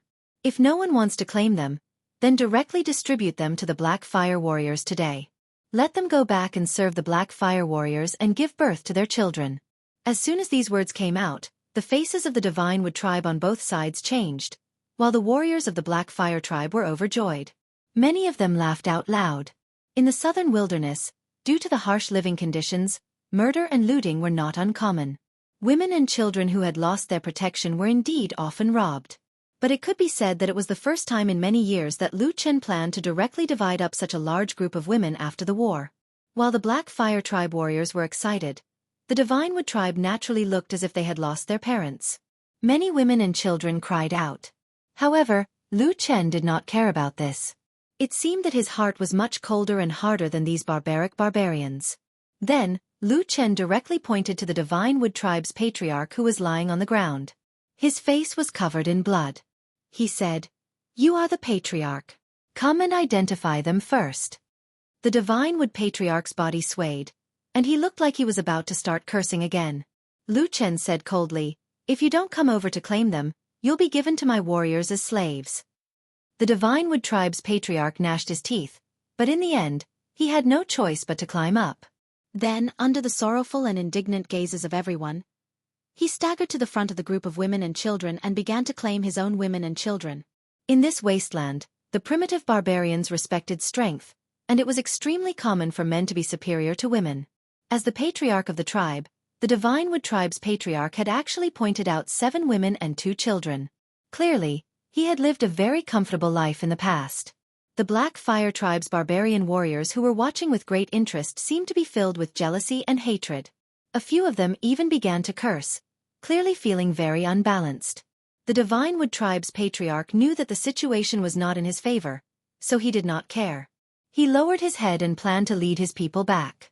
But at this moment, suddenly, a black figure blocked in front of him. It was that mysterious, terrifying, cold and ruthless black-robed priest. "Wait a moment," Lu Chen said calmly. The Divine Wood Tribe's camp was instantly silent. Everyone looked over at Lu Chen. The original Vulcan staff had already disappeared. At this moment, the only thing in his hand was the white bone mask that he had casually grabbed. His entire body was hidden in the seemingly ancient black robe, which made him look even colder. After a moment, the Divine Wood Tribe's patriarch seemed to have plucked up his courage and asked, "What do you want?" "Our warrior leader has spoken just now," said Yi Zichen. Lu Chen's hood moved slightly, then he looked up at the barbarian in front of him and said, "Join the black fire or die. Choose one." The Divine Wood Tribe's patriarch's face twisted, but even if he did not turn his head to look, he knew that all his tribesmen were looking at him. He clenched his teeth and suddenly roared, "Impossible, you must be dreaming." Lu Chen looked at him coldly, his fingers moving slightly, and the white bone mask flipped in his palm, emitting a strange white light. After a moment, Lu Chen suddenly picked up the mask and silently and slowly placed it on his face. At the same time he said lightly, "Okay." The white bone mask slowly descended on the human man's face. Strangely, the mask instantly and firmly attached to his face, without any signs of slipping off. All the clansmen of the Divine Wood Tribe were in an uproar. But very quickly, they saw a pair of dark eyes appear behind the terrifying bone mask. Two black flames burned behind the terrifying eye sockets, like the eyes of a demon, and fell on the Divine Wood Tribe's patriarch. "In that case you can die." The Divine Wood Tribe's patriarch was first shocked, then angry. Just as he was about to resist, his expression suddenly changed. He grabbed his throat with both hands and shouted hoarsely. A ball of black flame suddenly spewed out from his mouth. Then, it grew 10 times larger as it faced the wind and directly engulfed his entire body. In an instant, a shrill and miserable howl resounded through the entire camp. Chapter 3:18. Under the watchful eyes of the crowd, the black flames engulfed the chief of the Divine Wood Tribe. But just like what the black flames had shown in the past, it did not harm the flesh and blood of the human body. Everyone could also see that the chief's body did not suffer any obvious injuries. His flesh and skin were almost completely unharmed in the black flames, as if nothing had happened. However, even though the patriarch of the Divine Wood Tribe was unscathed in the black flames, he seemed to have suffered the most terrifying pain in the world. He howled, roared, and cried, throwing the toughness of blood that all barbarians valued the most to the back of his mind. It was as if the pain he was suffering had completely destroyed his will. In the end, he could not even stand. He fell to the ground, rolling and struggling in pain. In his despair, he even began to beg the terrifying black-robed priest for mercy. However, Lu Chen just stood there, silent and motionless. The black robe covered his figure, and the bone mask covered his face. Everyone could only see his deep, dark eyes and the burning black flames. Just like that, under everyone's shocked and incredulous gazes, the Divine Wood Patriarch slowly died under the condition that his flesh, skin, and clothes weren't burned. His body was extremely twisted, and there were many wounds on his body. But everyone could clearly see that those wounds had been caused by the chief's own clawing. Just what kind of terrifying pain could make a barbarian fall into such a state of despair? When the final howls gradually faded, the air was filled with a frozen coldness. Almost everyone's eyes were filled with fear, including the warriors of the Black Fire Tribe standing at the side. No one would question the identity of the black-robed priest anymore. This terrifying, cruel, vicious, suffocating, and mysterious method was the most revered witchcraft in the southern wilderness for thousands of years. When the black flames dissipated, Lu Chen's eyes behind the bone mask once again looked at the twisted corpse on the ground. His pupils seemed to contract slightly, as if he had recalled the painful memories that had haunted him for many years. Next, a cold and calm voice came from behind the bone mask, echoing in the camp. 2 warriors of the Black Fire Tribe rushed forward and dragged out a barbarian man from the Divine Wood Tribe, throwing him in front of Lu Chen. When the barbarian raised his head, he felt a shadow looming over him. The black-robed priest appeared not too far away from him. It was as if the priest had blocked all the light, making the barbarian feel as if the entire world was dark. A hoarse voice came out of the barbarian's mouth. No one could understand what he was saying, or perhaps he didn't say anything at all. However, before he could take another step forward, Lu Chen suddenly said, "Wait." Then, he turned around and looked at the corpse.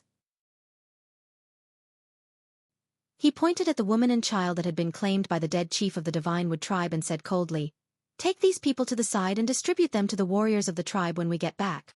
The barbarian warriors of the Black Fire tribe immediately burst into laughter, while the people of the Divinewood tribe were filled with grief and despair. But this did not change anything. Amidst the cries of the women, they were brought to the other side.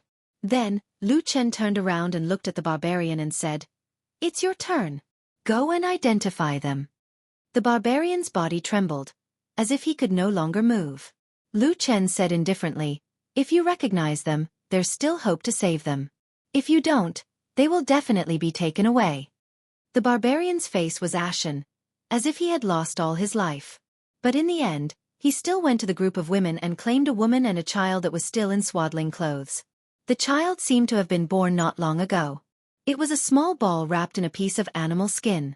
It was held in the arms of the woman who was also trembling and crying. For some reason, when Lu Chen saw the crying tears of the barbarian woman and the child, his heart suddenly palpitated. For a moment, he could clearly feel that somewhere in the depths of his heart seemed to soften.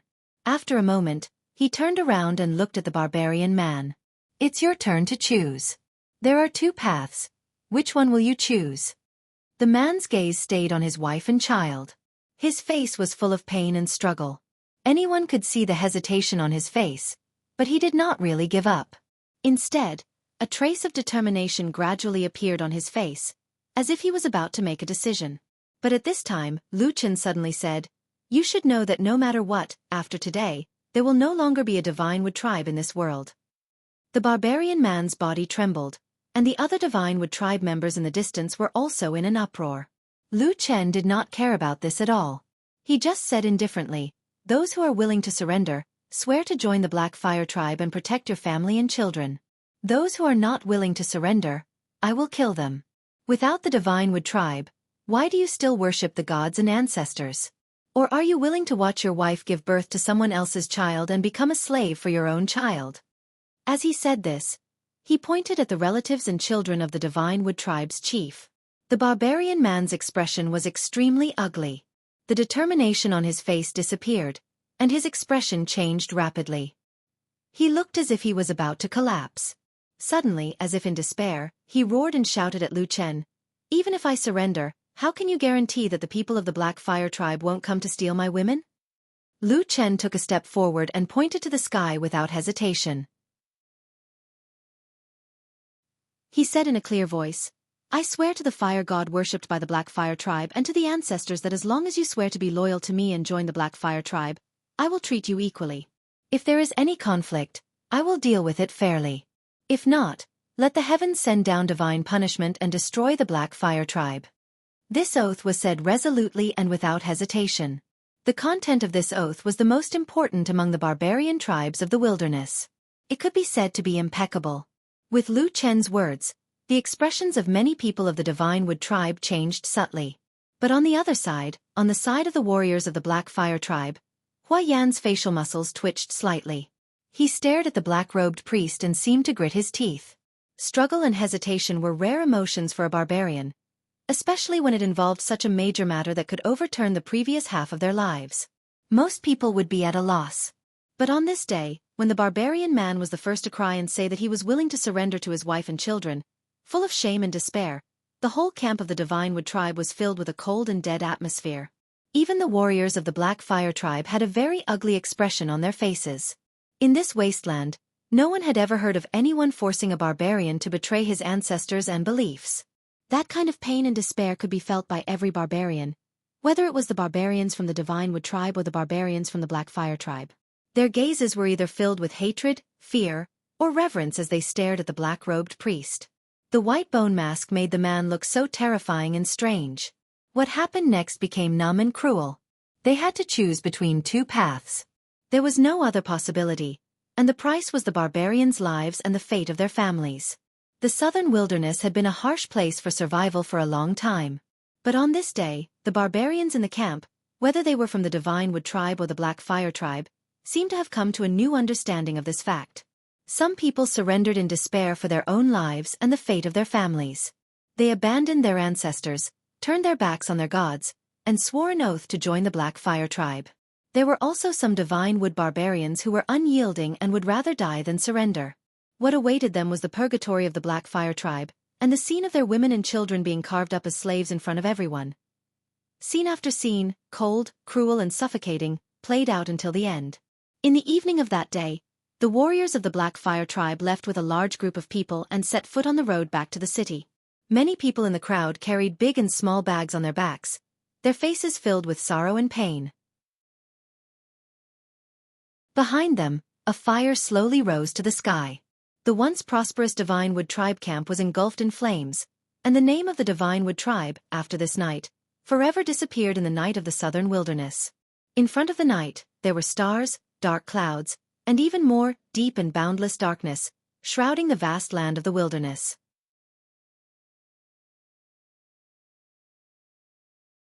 Chapter 319. Thousands of years had passed in the southern wilderness.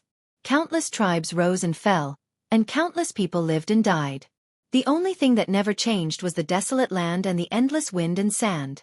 Too much time had passed, and one's vision was too far away. It would make people numb. The tribes that had perished and the people that had died would no longer have the power to move people. They would be submerged in the long river of time, buried in the dust of history, and easily forgotten by most people. Even if some people remembered them, or saw bits and pieces of them from some ancient books, they would just turn the page with an indifferent face. Hua Yan was the most outstanding barbarian in the Black Fire tribe for many years. Not only did he have a strong body and fierce fighting power, but he also had vision and decisiveness that almost no one else in the tribe had. Perhaps it was because of this that he had never been willing to be ordinary. He did not want to be suppressed in the harsh and barren north of the wilderness, and spent his life fighting with the other 4 tribes. He knew and remembered the glory of the ancient ancestors of the Black Fire tribe. Ever since he was a child, his biggest dream was to restore his tribe to its former glory. At the same time, he would engrave his name in the history of the tribe as the hero of the revival of the tribe. He would be remembered, praised, and spread by thousands of generations of descendants. It was also for the same reason that he had never thought that he would become a stepping stone, that he would silently dedicate his life to benefit his descendants, and that he would accumulate his strength. The success he wanted was right now, right in this life. Unfortunately, Hua Yan himself did not possess that kind of powerful power. That was the most powerful and supreme power in the southern wilderness: witchcraft. Therefore, when he suddenly saw the black fire on Lu Chen's body that day, this barbarian resolutely and inconceivably made the biggest gamble of his life in that short period of time. He desperately dragged a human man onto the pirate ship of the Black Fire tribe, and then pinned the hope of the tribe's revival on him. For this, he piously prayed to the god of fire. Just like in the past, the god of fire remained silent and did not respond. For thousands of years, the privilege of communicating with the god of fire only belonged to shamans and priests who had the power of witchcraft. Hua Yan did not know what the god of fire thought of his decision, but he could see that the Black Fire tribe had destroyed the Divine Wood tribe, which used to be on an equal footing with them, in one night. This was a glorious victory that the Black Fire tribe had never had in hundreds of years. This was an unimaginable eruption of the Black Fire tribe after years of decline. Perhaps this was the sign of the Black Fire tribe's rise again. Unlike the Divine Wood tribesmen who were at a loss about their future and had just experienced the extermination of their tribe, every warrior of the Black Fire tribe was extremely excited. As their leader, Hua Yan undoubtedly understood the importance of this battle. He could even imagine how the entire northern region of the wilderness would be shaken when the news that the Divine Wood tribe had been annihilated by the Black Fire tribe spread within a few days. The impact of this battle was even greater than the battle between the 4 races and the Mountain Spirit clan. In the darkness of the night, under the illumination of the torches, the troop moved forward. Except for Hua Yan and the huge black wolf Atsu, no one dared to approach the black-robed priest, whether it was the captives who had surrendered in fear or the warriors of the Black Fire tribe. "You've done well." Because there was no one around, it was easier for the two to talk. Hua Yan lowered his voice and said to Lu Chen. The hood on Lu Chen's head moved, and he turned his head to look at Hua Yan. In the light of the fire, his figure seemed like an illusory shadow, and the white bone mask covering his face made him look even more sinister and terrifying.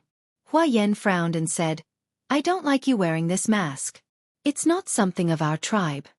Lu Chen was silent for a moment, and then reached out to take off the white bone mask. When his human face, which was out of place among the people around him, reappeared in front of Hua Yan, for some reason, Hua Yan seemed to be relieved. That's good, he said. Are you satisfied with the result of this battle?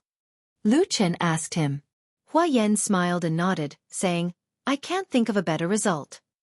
As he said this, his expression became serious, and he looked at the people behind him, saying in a low voice, It's only these people that I'm still a little worried about. Lu Chen said lightly, I've already told you the reason why I'm doing this. This is something that can't be helped.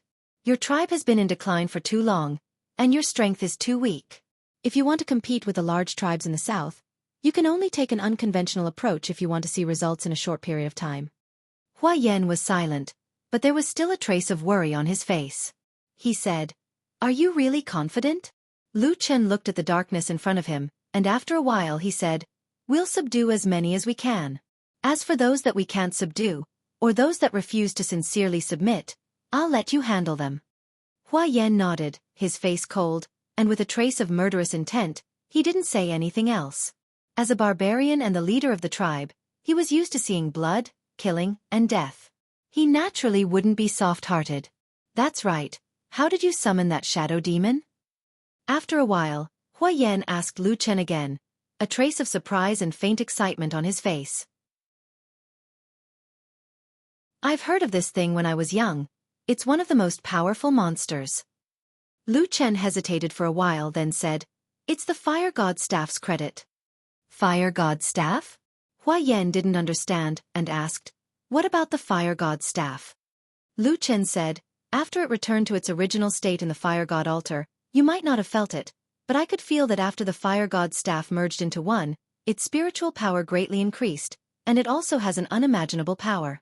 When using the Fire God's witchcraft, it seems to have the effect of amplifying the power by 10 times. What? Even though Hua Yan was already used to being surprised these days, at this moment, he still couldn't help but be shocked. Lu Chen seemed to have already expected such a reaction from Hua Yan. He smiled bitterly and said, That's right. You also know that it hasn't been long since I came into contact with the Fire God's inheritance. There are many witchcraft that I can't use, but with the help of the Fire God Staff, it's much more convenient. This is also the biggest reason why I dared to boast to you that we can definitely win against the Divine Wood tribe. Hua Yan let out a long breath, nodded and said, I see. Then he revealed a happy expression and said, If that's the case, as long as you diligently train, your cultivation will increase, and with this God's staff, won't even the shaman. He didn't dare to continue, but the meaning in his words was very clear. However, Lu Chen shook his head and said, I feel that this matter isn't as good as you think. Hua Yan was stunned and said, Why? Lu Chen said, I vaguely feel that this kind of powerful effect probably has an upper limit. Once the power of the Black Fire God reaches a certain level, the Fire God Staff will no longer have such a powerful help. Otherwise, how many powerful shamans and priests did your Black Fire tribe produce in the past?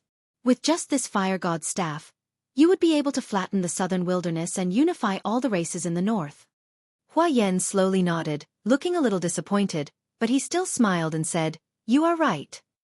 But after so long, there's something I can't figure out. Lu Chen said. What's wrong? Lu Chen looked at him and said, Since the Fire God Staff is so powerful, why did the ancestors of your Black Fire tribe split it into two and only brought one half to the north? He smiled and casually said, It can't be that the shamans or priests of your Black Fire tribe in that era, when countless barbarian armies attacked the north, secretly decided that they would lose this battle, so they secretly left the Fire God Staff behind and left a spark for your Black Fire tribe, right? Hua Yan was stunned at first, then laughed and said, How is that possible? Lu Chen also laughed and said, That's right, it's impossible. That's why I can't figure it out. Hua Yan shrugged his shoulders and said, Then don't think about it. Look in front of us. After walking for a while, we should be able to see our tribe's campsite. Father and the rest should be anxiously waiting for us. Lu Chen slightly narrowed his eyes and said, Let's go back and take a look. I don't know what they will think when they see the Divine Wood tribe people. Hua Yan's face stiffened and he didn't say anything.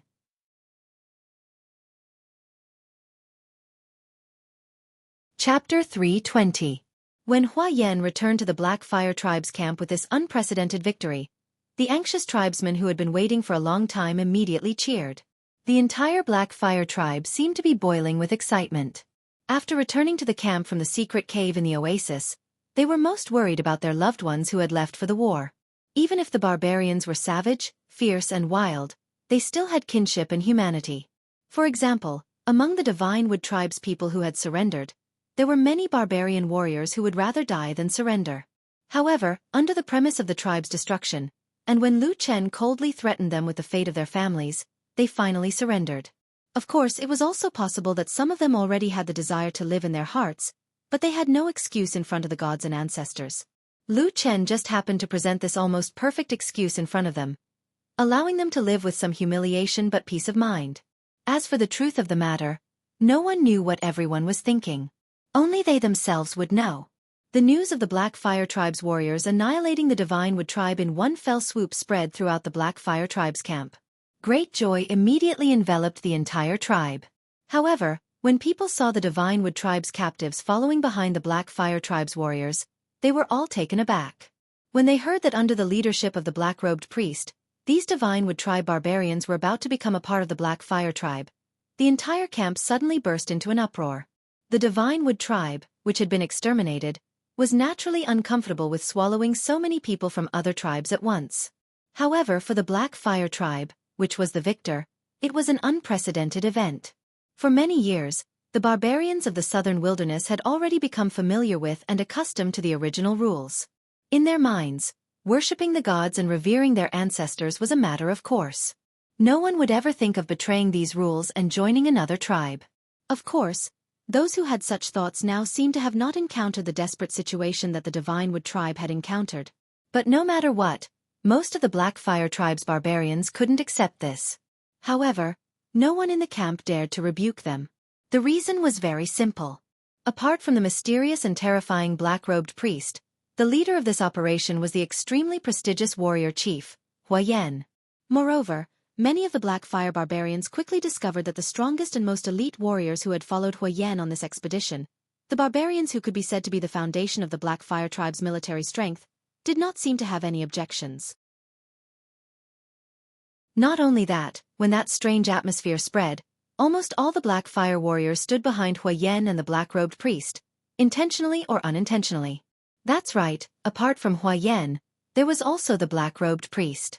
Every single Black Fire warrior looked at that black figure with awe that they had never felt before. However, rules that had been ingrained in the hearts of the people for thousands of years could not be easily overturned. Ordinary Black Fire tribesmen were intimidated by these powerful people, but in the Black Fire Tribe, there were people of higher status who were not afraid of them. That person quickly walked out and stood in front of all the Black Fire tribesmen. The wrinkles brought by Nian Hua's old age were engraved on Huahu's face. His back was hunched and he was gasping for breath. Even his steps were slow. Perhaps only his eyes still maintained the firm belief of a barbarian tribe leader. His grandson, Huahu, supported him by his side. Then, he looked at the captives who had been brought to his tribe's camp with a complicated and slightly angry expression.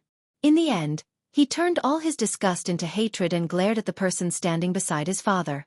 Lu Chen, of course, noticed the gaze of the barbarian youth, Huahu. Lu Chen only felt that it was a little funny to see that strange but hateful gaze. He could more or less understand the feelings of this barbarian youth called Huahu, but he was not apologetic at all. A long time ago, when he was just a youth about the same age as Huahu, under the tutelage of that bald and burly deity stage cultivator, he had already cast aside his weak and compassionate heart. Perhaps after many years, his experience had enriched, and his temperament had also changed, but that was only for friends he had met by chance in the human race. As for the southern wilderness, he still did not have the slightest bit of soft-heartedness. Therefore, he turned a blind eye to Huahu's angry gaze, and even took out the white bone mask from his bosom in a slightly provocative manner, and slowly put it on his face. After entering the Black Fire Tribe's camp, the former Divine Wood tribesmen, who had betrayed their ancestors and were forced to join the enemy tribe, seemed very frightened. Looking at the strange and hostile gazes around them, The panic and bewilderment that had been suppressed in their hearts seemed to be on the verge of exploding. Who would believe the barbarians who had betrayed the beliefs of their ancestors? If it were him, he would not believe it either. So, what would be waiting for him? The unpredictability and fear of death could drive a person insane. Therefore, the women tightly hugged their crying children with tears in their eyes, while the men clenched their fists and gritted their teeth. The clamorous noise drifted out from the crowd, increasing the vigilance and hostility of the surrounding Black Fire Tribe clansmen. The atmosphere in the camp gradually became tense. It was also at this time that Lu Chen put on the white bone mask. Under the sunlight, Lu Chen looked like the shadow of a demon at this moment, contrasting with the gloomy white bone mask, making him look even more terrifying. But for some reason, when the white bone mask appeared on his face, perhaps because they suddenly saw a token passed down by their ancient ancestors, or perhaps because they remembered the promise made by the black-robed priest, the restless Divinewood tribesmen slowly calmed down. So in the end, everyone's eyes once again fell on the center of the camp. There, Hua Ying supported his grandfather Hua Hu, and opposite them stood Hua Yan and Lu Chen side by side. The three generations of the Black Fire Tribe were the symbols and leaders of the Black Fire Tribe. With the addition of a black shadow beside them, at this moment, there seemed to be a faint confrontation. The barbarians of the Black Fire Tribe looked at this scene with complicated expressions, and Hua Yan's expression did not look good either. After a moment, he stepped forward and bowed to his father, saying, "Father, I've returned." Hua Hu nodded his head and looked at him with a complicated expression, then swept his gaze over Lu Chen who was standing beside him. After a moment of silence he asked, "What's going on?" Hua Yan had no intention of hiding anything. He raised his head and in front of everyone, he clearly explained the ins and outs of the matter. Finally, he looked at Hua Hu with bright eyes and said, "Father, from today onwards, these people are the people of our Black Fire Tribe." The surrounding Black Fire Tribe members were deathly silent. No one spoke, and no one even dared to breathe loudly. Even Hua Ying, who was standing beside Hua Hu, had a change in expression. He looked at his father, who was once the most imposing and upright person in his heart, with his mouth half open, as if he did not know what to say. After a while, Hua Hu suddenly sneered and said, "Nonsense." After these two words were said, it immediately caused a commotion in the surrounding crowd. This was the judgment of the current chief of the Black Fire Tribe, and he directly denied what Hua Yan had just said. His attitude and expression were exceptionally clear, leaving no room for refutation. "This is nonsense, this is nonsense." Hua Hu raised his voice and shouted, "If you are not a descendant of our Black Fire Tribe, then you have no right to become a barbarian of the Black Fire Tribe. What right do you have to act so recklessly and take in so many people of different races at once? Are you not afraid of the wrath of the fire god and the punishment of the ancestors?" Following his harsh words, the other people of the Black Fire Tribe seemed to be wavering, and their expressions became somewhat hesitant.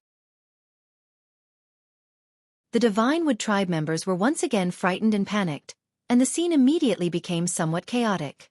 Whispers could be heard, as if something was about to happen. But at this moment, a voice suddenly came from the side, suppressing all the noise. "Right? Who has the right to judge whether the fire god is angry or not? And who has the right to listen to the thoughts of the Black Fire Tribe's ancestors? Is it you?" In an instant, all the voices in the Black Fire Tribe disappeared, and countless gazes fell on the source of the voice.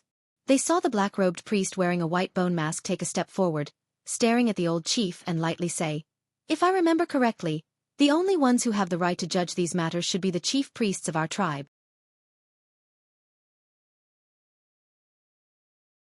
Chapter 321. It was so quiet in the Black Fire Tribe's camp that one could hear a pin drop. Everyone's faces were cold and stunned. The only difference was that most of the Black Fire clan members were shocked and worried, while many of the Divinewood clan members who had been exterminated and captured had expressions of joy on their faces. Even though the terrifying black-robed priest was the biggest culprit behind the destruction of the Divinewood tribe, and even though they still hated this black-robed man not long ago, in this sudden internal strife of the Black Fire tribe, many of these captives who were in an awkward situation and could not even control their own lives secretly sided with Lu Chen. Humans were complicated and strange. Perhaps it was because Lu Chen was the only person in this hateful Black Fire tribe who had promised to let them live. Or perhaps it was simply because Lu Chen once wore the white bone mask passed down by the Divinewood tribe's ancestors that they subconsciously felt a sense of familiarity with him. But no matter what, No one here cared about the thoughts of these captives at this moment. After Lu Chen bluntly said such straightforward words that almost hit the nail on the head, the atmosphere instantly became so cold that it was almost on the verge of exploding. The old chief of the Black Fire tribe looked as if his entire face was twisted.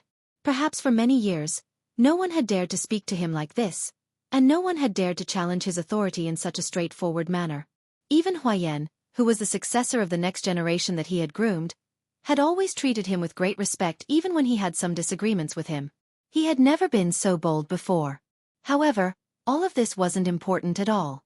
Even though these so-called offenses anger, and so on made the aged fire tiger furious, under his twisted and furious expression, his heart was slowly turning cold and sinking. Because what the human male, the black-robed priest, had said was correct. As the chief of the tribe, Fire Tiger could not be more clear about the correctness of Lu Chen's words. Yes, every word he said was correct. Those were the rules of the Black Fire tribe that had been passed down from ancient times to the present, from countless generations of their ancestors. The priest was the soul of the Black Fire tribe, not the patriarch. Even though the Black Fire tribe had been declining for many years and had not had a priest for at least hundreds of years, rules were rules. The rules left by the gods and ancestors had never been changed. You! How dare you speak to me like that? After a long while, Fire Tiger seemed to have awoken from his huge shock. His face was filled with anger as he looked at Lu Chen and roared. Lu Chen continued to stare at the elderly clan leader. He saw the changes in his expression and the flicker in his eyes. At this moment, he laughed coldly in his heart. Just as he was about to speak again, a tall figure suddenly blocked his way. That was Fire Rock. As expected in the end, were these two still father and son? Lu Chen narrowed his eyes and stared at Huayan's back. Huayan stood motionless, but for some reason, his back seemed to tremble slightly. Perhaps it was because he felt a little cold. However, his face was still looking forward, looking at his father and son who were in a state of rage. Perhaps Fire Tiger could still barely control his emotions, but it seemed as if the young Fire Hawk could no longer endure it. His eyes had already turned red, and a beast-like roar came from his throat. It seemed as if Lu Chen's provocation towards Fire Tiger had completely infuriated him. Thus, even with Huayan standing between them, Fire Hawk was still unable to endure it. Huayan noticed Fire Hawk's appearance and frowned. Just as he was about to stop him, Fire Hawk suddenly roared and pulled out a blade from his waist. Then, like all the warriors of the Black Fire tribe, he roared and rushed forward, swinging his blade at Lu Chen.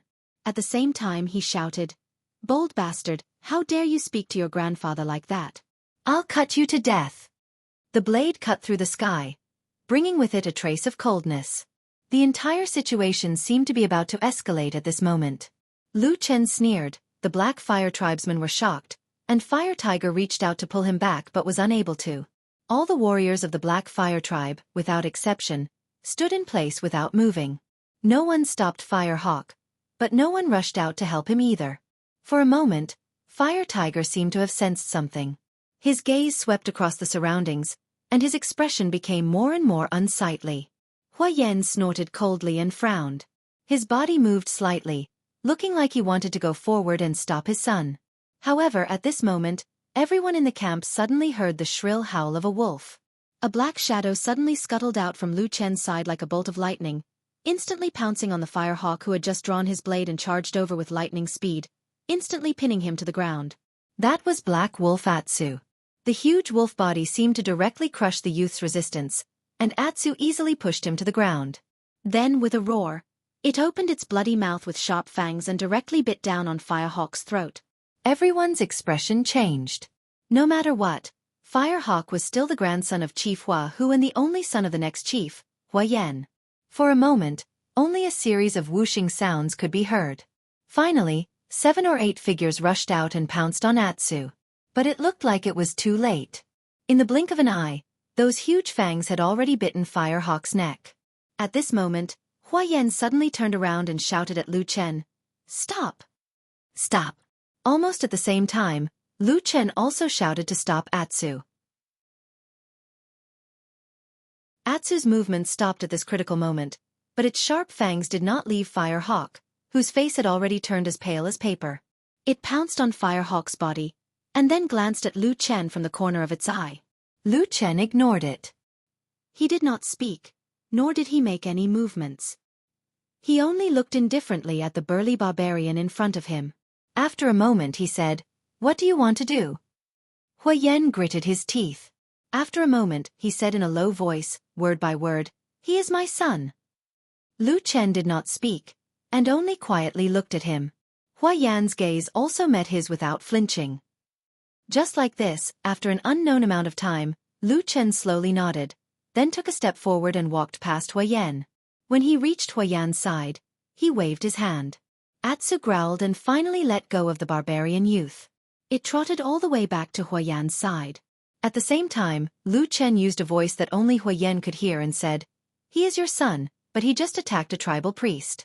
Do you still remember the consequences of this kind of reckless behavior a few hundred years ago?" Huayan silently stood where he was. His expression was abnormally ugly, but he did not say anything. He only watched as Lu Chen walked away. The conflict within the Black Fire tribe suddenly stopped, and then the entire tribe camp seemed to have regained its peaceful and joyful atmosphere. However, whether it was the Black Fire tribe members or the large number of Divine Wood captives, they could all feel the faint undercurrent under the calm surface. Everyone dispersed, and then there were people who came forward to settle down the Divine Wood captives. Although someone had previously promised to let them join the Black Fire tribe, it was obviously not a good time to bring this up. After the sky turned dark, in the northeast corner of the camp, in a stone house that had been specially cleared out, Atu the Black Wolf laid at the door, while Lu Chen leaned against the window, looking at the moon that had just risen in the night sky. Apart from the two of them, there was another person in the house. It was Huayan. He was sitting not far from Lu Chen, looking somewhat silent. Lu Chen retracted his gaze from the slowly rising moon and looked at Huayan, saying, "What are you thinking about?" Huayan was silent for a moment, then said, "Why did you deliberately do that in front of the entire tribe?" Lu Chen lightly said, "According to the rules of your tribe, I am now a priest. What do you think a tribal priest would have done in that kind of situation?" Huayan did not speak. Lu Chen sneered, saying, "If it was any other priest or shaman in the history of the Black Fire tribe, if they met someone who dared to offend them like today, then your son would already be a dead man." He waved his hand, saying calmly, "You know, I was lenient because of you." Huayan said with some difficulty, "You have to give them a little more time, so that they can accept these things now." "What you and I lack the most is time," Lu Chen said bluntly. "I did what I did because I had no other choice." Huayan said, "But if you continue to be so strong with such powerful witchcraft, sooner or later, your prestige in the tribe will even surpass mine." Lu Chen stared at him, and after a moment said, "You are starting to worry about me?" Huayan was silent for a long time, then slowly nodded, saying, "Yes. I never thought that in the cultivation of the Black Fire spiritual power, you would advance so much in such a short time." He looked up at Lu Chen, saying, "With your intelligence and the Black Fire witchcraft, I think it won't be long before the Black Fire tribe is completely under your control. Am I right?" He looked at Lu Chen, saying word by word.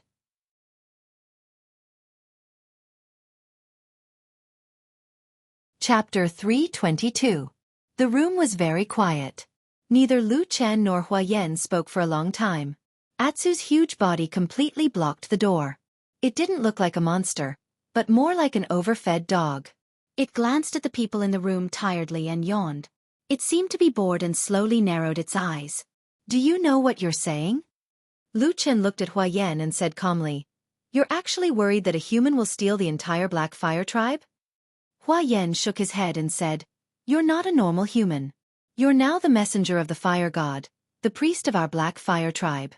For thousands of years, we barbarians have long been used to obeying the orders of shamans and priests.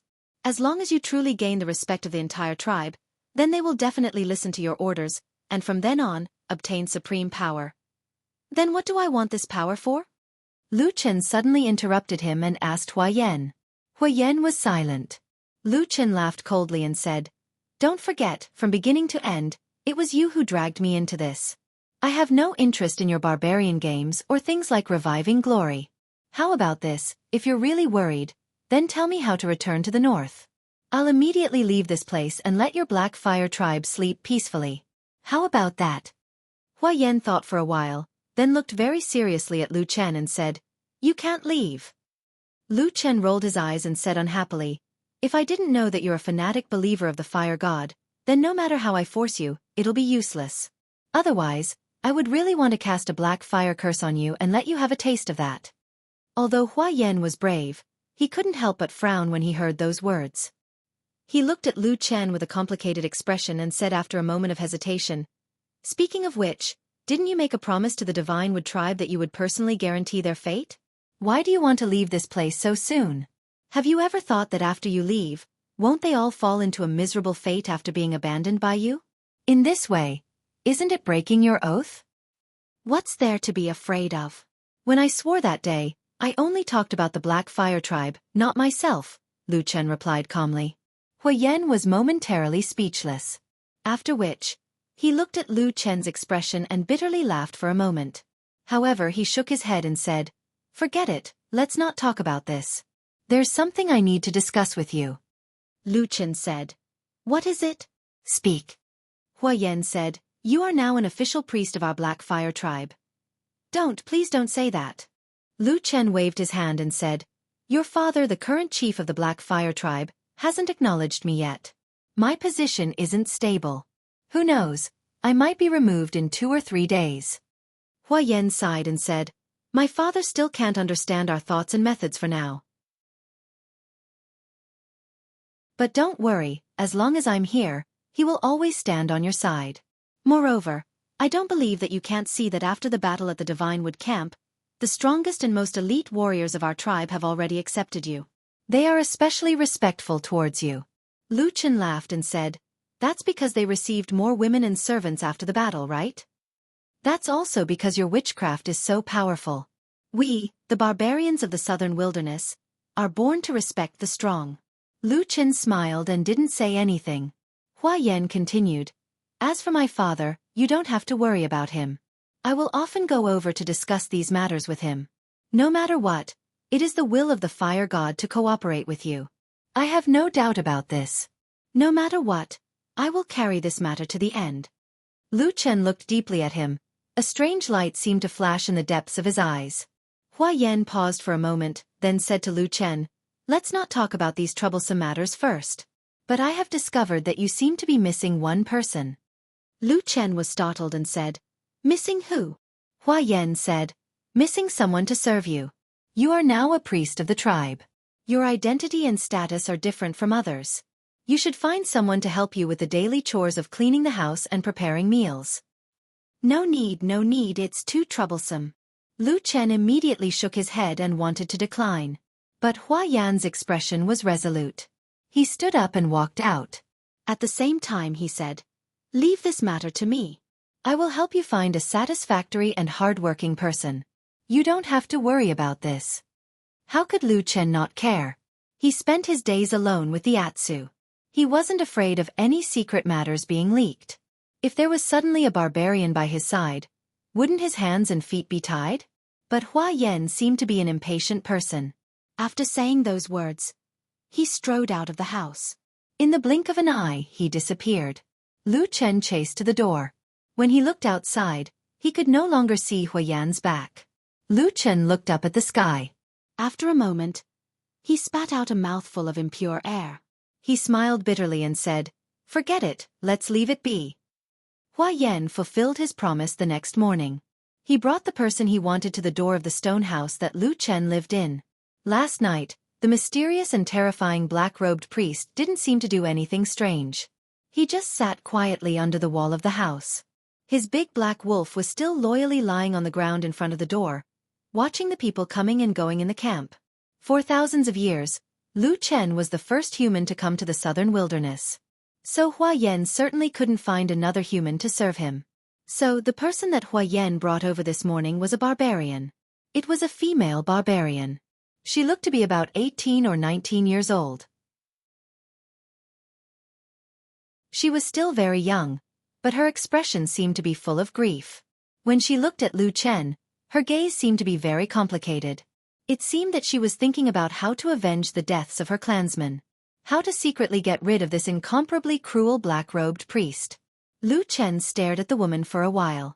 Then he turned around and walked to Hua Yan's side.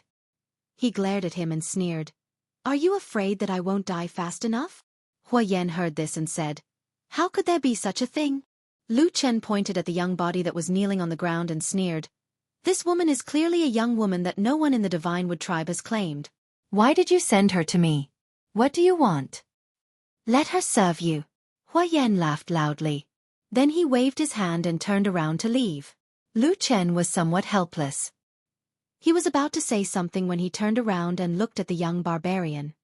He sighed and asked, What is your name? My name is Yi.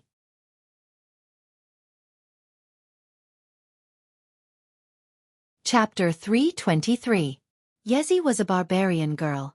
Because she was young, her skin looked better than most of the barbarians in the wilderness. However, there were still obvious characteristics of the barbarians on her body. For example, there were sharp fangs protruding from the corners of her mouth, tattoos on her body, and she was actually quite tall.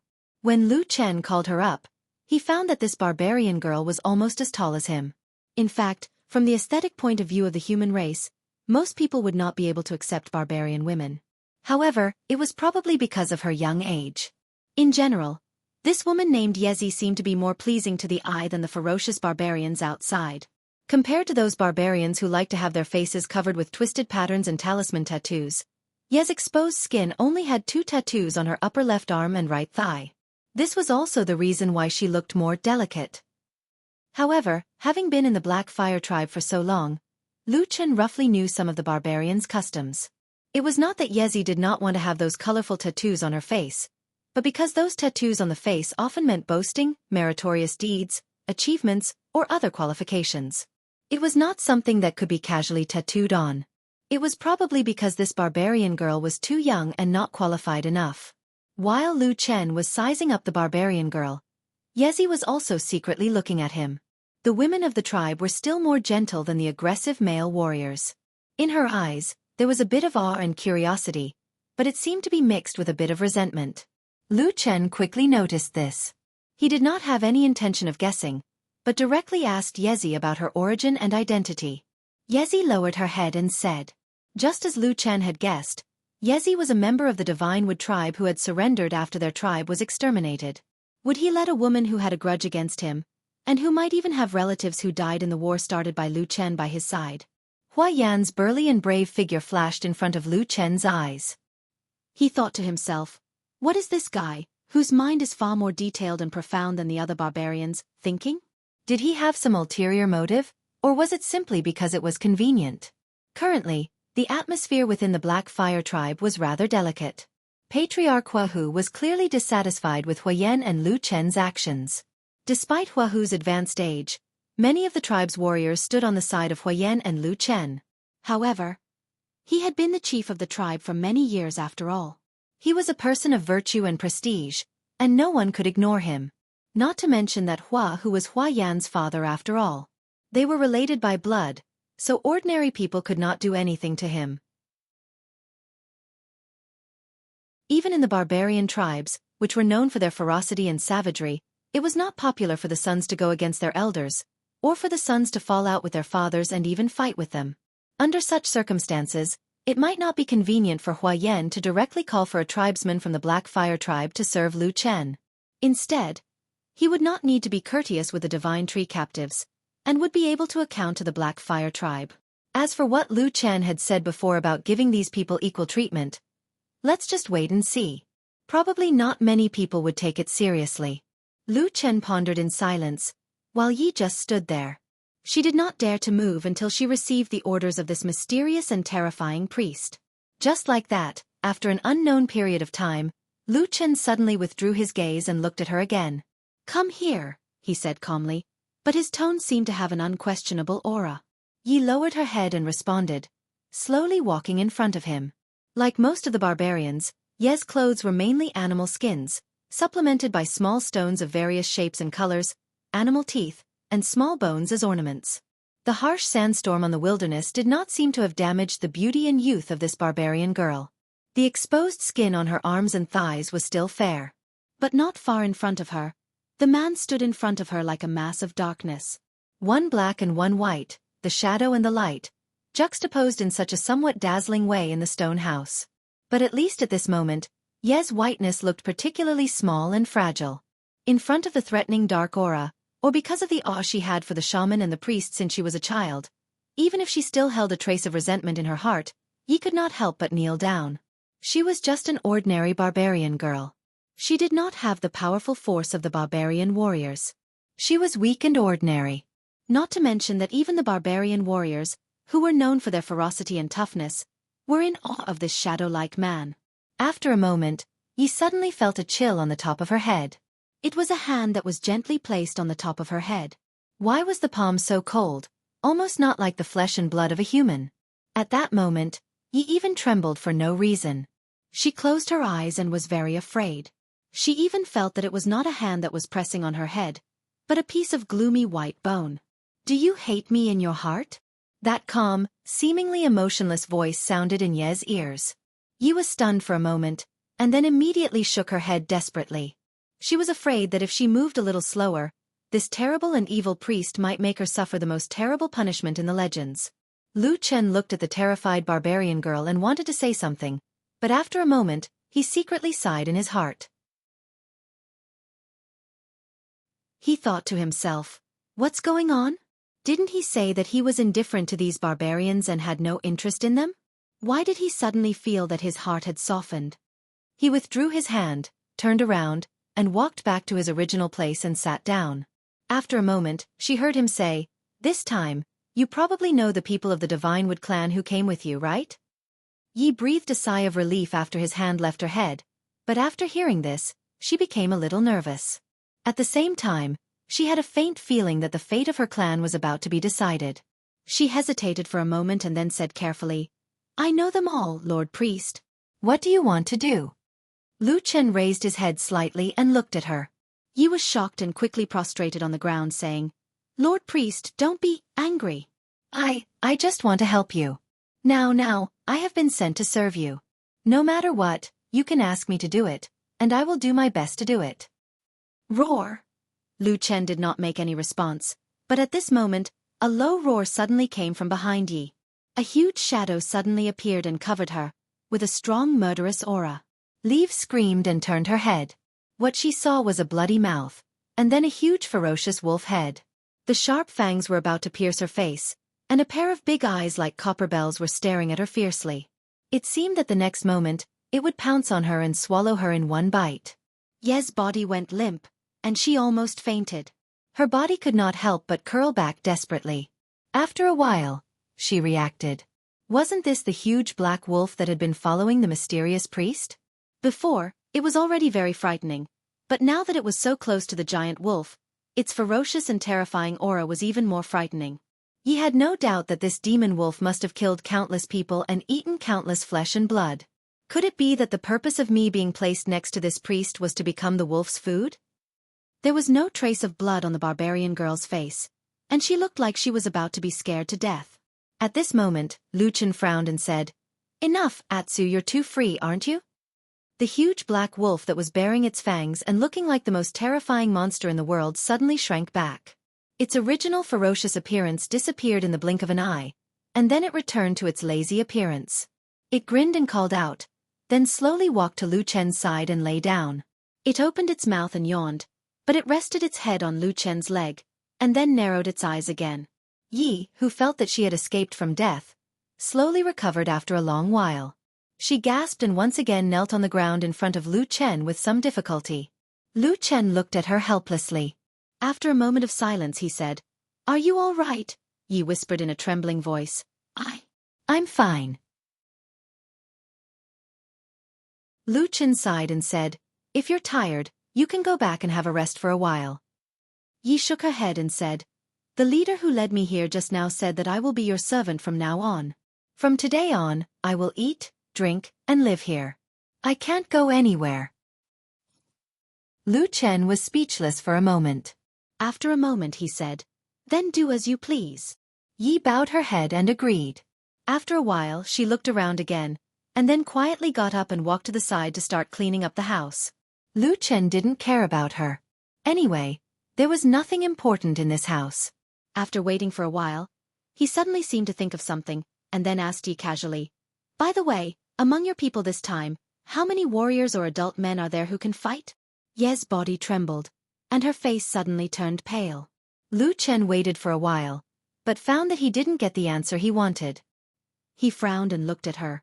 What's wrong with you? Yi suddenly ran over, knelt in front of Lu Chen, and then kowtowed desperately. Her eyes were full of tears and she cried, Your Excellency, I beg you to let my people go. As long as you don't let them die, I'm willing to do whatever you want you to do. With that, she seemed to have made a difficult decision. She suddenly put her hand on her animal skin clothes, and was about to tear them off.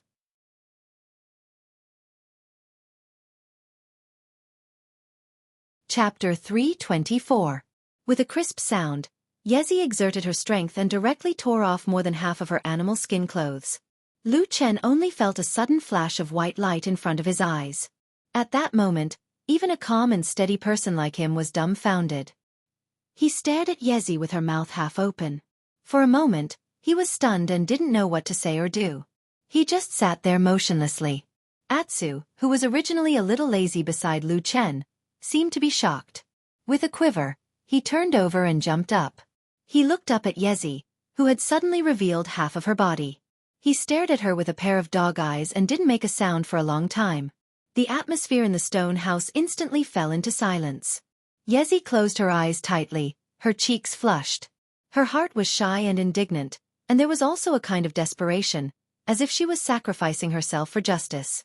However, after waiting for a long time, she suddenly woke up from her inexplicable emotions, but found that it seemed that the expected thing did not happen. Almost all of the barbarian tribes in the wilderness were dominated by men and women. Especially the barbarian women who had been defeated, captured, and turned into female slaves. They had no dignity to speak of. They were often reduced to the playthings of their new masters, or become tools to give birth to future generations. In fact, as long as the barbarian women who fell into such a situation did not want to die, they often hoped to have children. As long as they had offspring, then for the sake of the children, their situation would be improved, or at least they could get a relatively formal identity. In Yezi's original expectation, she was ready to give up her dignity and sacrifice her body. Under normal circumstances, if the opponent was a barbarian, he would most likely have rushed over to push her down and ravage her. But the strange thing was that this situation did not happen now. She stood there, feeling that her surroundings seemed to be empty.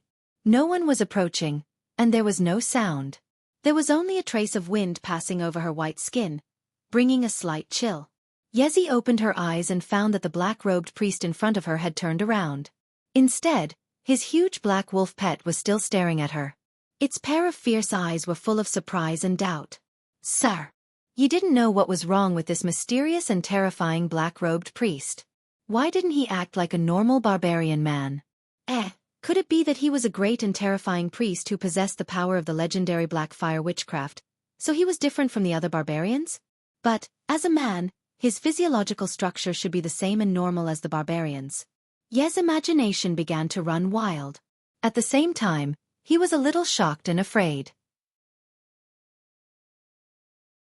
He was worried that if his actions did not tempt the priest, and instead angered him, wouldn't it bring a great disaster to his clansmen? Thinking of this, Yi felt her legs turn to jelly. It had to be admitted that Yi was not a very knowledgeable and capable barbarian. In fact, she was just an ordinary barbarian girl in the Divine Wood tribe. At most, her beauty and skin were passable, but she had grown up in the tribe and only knew some basic rules of the barbarian world. Given time, if nothing had changed, she would have found the strongest and bravest warrior in the tribe and married him. Then, she would serve him wholeheartedly and bear his children. When her husband went to war, she would worry and pray for him. When he returned safely, she would be filled with joy. She would work hard day and night, living an ordinary life. Until one night this year, when the terrifying shadow of the black-robed priest covered the sky and the sun. When the terrifying shadow demon descended from the sky, the Black Fire tribe was invaded by the witchcraft warriors. Then, the Divine Wood tribe, which had lasted for many years, perished. She and many other clansmen became the black-robed priest's captives. She should have hated him. In fact, deep down in her heart, she still loathed and hated this person. However, fear was a stronger emotion in her heart. That night, it overwhelmed everything else. She didn't even dare to have any thoughts of hatred in front of this man. According to the legends, the shamans and priests were omnipotent, and some could even read people's minds. How is he going to deal with me? It's fine if I die, but don't drag others down with me. Just when Yezi's mind was in a mess and all kinds of distracting thoughts came one after another, Lu Chen coughed softly and said, "You, put on your clothes first." Yezi was stunned for a moment. She was a little embarrassed at first, but then she felt a burst of joy in her heart. From the tone of the priest, it seemed that he wasn't angry. However, it was said that these big shots were temperamental. No one could be sure what they would do in the next moment. Yezi hurriedly agreed, and then hurriedly put on the animal skin clothes that she had just torn off. The only thing that was a little awkward was that the animal skin clothes were originally sewn. Just now, she had the determination to tear it apart regardless of everything. Even if she died here today, it didn't matter at all, so when she tore it, she didn't even think about what to do if she had to wear it again later. She saw that the animal skin clothes had been directly torn in half. No matter how Yezi tried to cover it, it was not secure. Either the front part fell off, or the back part was exposed. In the end, Yezi had no choice but to take off the two pieces of animal skin from the front and back with a red face. She directly tied them together with a knot, and then tied them above her chest, regardless of the part above her waist. Only then did she barely cover her body, and it was not too ugly. However, in this way, her petite figure was even more alluring. Lu Chen, who turned around and saw this scene, rolled his eyes in his heart. He thought that it was fortunate that this barbarian girl had a barbarian face and two small fangs that were similar to that of a beast. Otherwise, the temptation was really not small. But in any case, even if Lu Chen was not a gentleman for so many years, and had done many shady things, he still had no interest in a barbarian woman. So after glancing at Yezi's exquisite body, he turned his eyes away, frowned and said to Yezi, "I just want to ask, how many warriors are left in your tribe now? Why do you look like the sky is falling down?" Yezi's eyes were red, and there were faint tears in them. She knelt on the ground again and said, "I beg you, Your Excellency, please let my people go." Lu Chen sighed, walked to her and sat down, saying, "What are you thinking in your heart? Tell me clearly." Yezi hesitated for a moment, but still lowered her head and said, "It turned out that in the southern wilderness, because the barbarians were fierce and warlike, there were often tribal wars in the past. Since there was war, there was naturally blood, death, and captives. The barbarians were not polite to the captives. With their fierce nature, one could easily imagine the fate of those captives. The women could be divided up like property. If the men were not tortured to death, they would be forced to do some extremely dangerous work. Or they would be forced to charge at the front lines in the next battle. They would be used as cannon fodder to exhaust the enemy's strength." Yezi naturally knew these things. In fact, she did not have much hope, but on the night of the extinction of the tribe, Lu Chen gave them hope, saying that they should be treated equally and become a part of the Black Fire tribe. This was naturally very different from the treatment of captives in most barbarians' minds. But it was this little bit of hope, coupled with the oppression of the tragic fate of their families, that led to so many people being forced to surrender. Yezi had just heard Lu Chen's words, not including women and children, but only the number of adult men. This immediately triggered the most terrifying thought in her heart, and she immediately lost control. After listening to the barbarian girl lying on the ground in front of him, intermittently sobbing from time to time, Lu Chen did not know whether to laugh or cry. He shook his head and said with a wry smile, "You've misunderstood. I didn't mean that." Yezi's body stiffened, and she immediately raised her head to look at the black-robed priest. Her eyes were filled with surprise, and it seemed that even the hidden hatred seemed to have faded a lot. Lu Chen waved his hand and said, "I have no intention of going back on what I said to you. As long as I am here, I will naturally do it." "You can also say these words to your people when you go back." Yezi nodded repeatedly and said, I will. Thank you, Your Excellency, thank you." Lu Chen snorted and said, "Now you should be relieved. Now can you tell me how many men there are in your Divine Wood tribe?" Yezi did not answer directly. She looked a little hesitant. Lu Chen said with some amusement, "Do you have a brain or not? I'm just asking you in passing. Do you think I won't know if you don't tell me? Believe it or not, I can go out and find a few leaders of the Black Fire tribe and ask them directly." Yezi thought that it was true, and immediately became a little discouraged. She could only say with some embarrassment, "About 40 people." Lu Chen was a little surprised, but then he understood. Of course, not all of them were the warriors of the Divine Wood tribe in the past. There should be a lot of them just to make up the numbers. He pondered for a moment and waved his hand, saying, "Go and call those men over." Yezi was a little worried again, but after seeing Lu Chen's expression, she did not dare to say anything more. She could only agree and go out. And after watching her leave, Lu Chen subconsciously felt a sense of relief. The burst of dazzling white just now was dazzling. It was really rare to see a barbarian woman with such good skin. At this moment, Hei Lang suddenly let out a low growl. Lu Chen glanced at it and said, "What are you doing? Behave." Atsu looked at him with a look of contempt.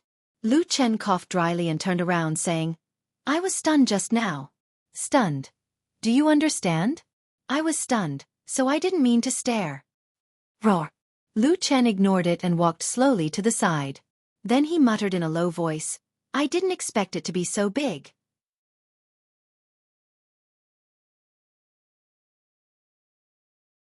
Chapter 325.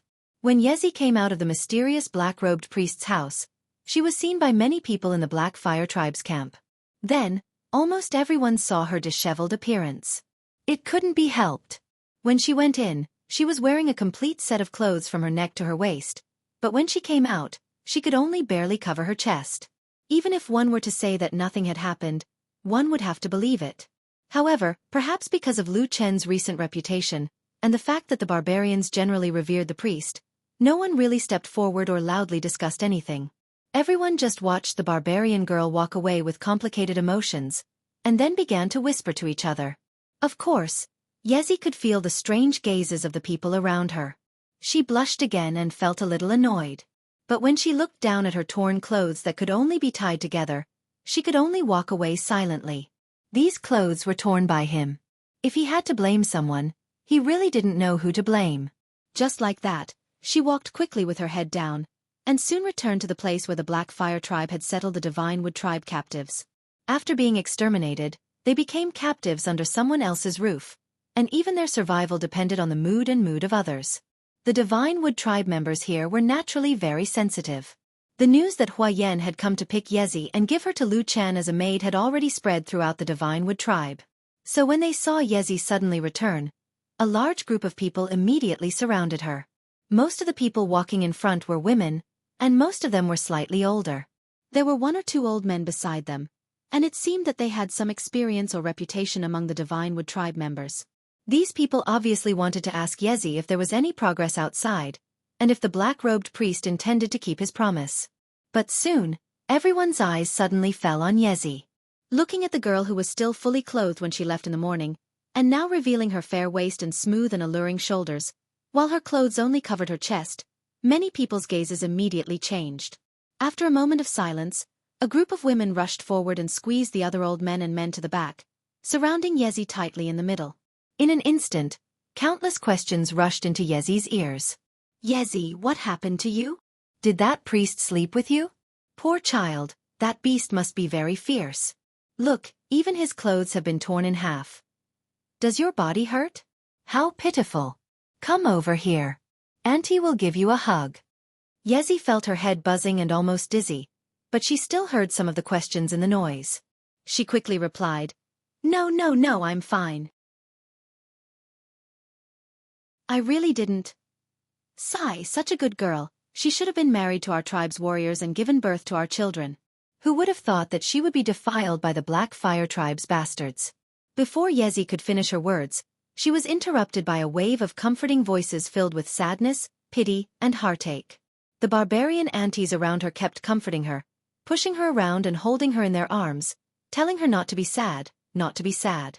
This was inevitable for a woman in her life, and it didn't matter if she was bitten by a dog when she went out for a walk.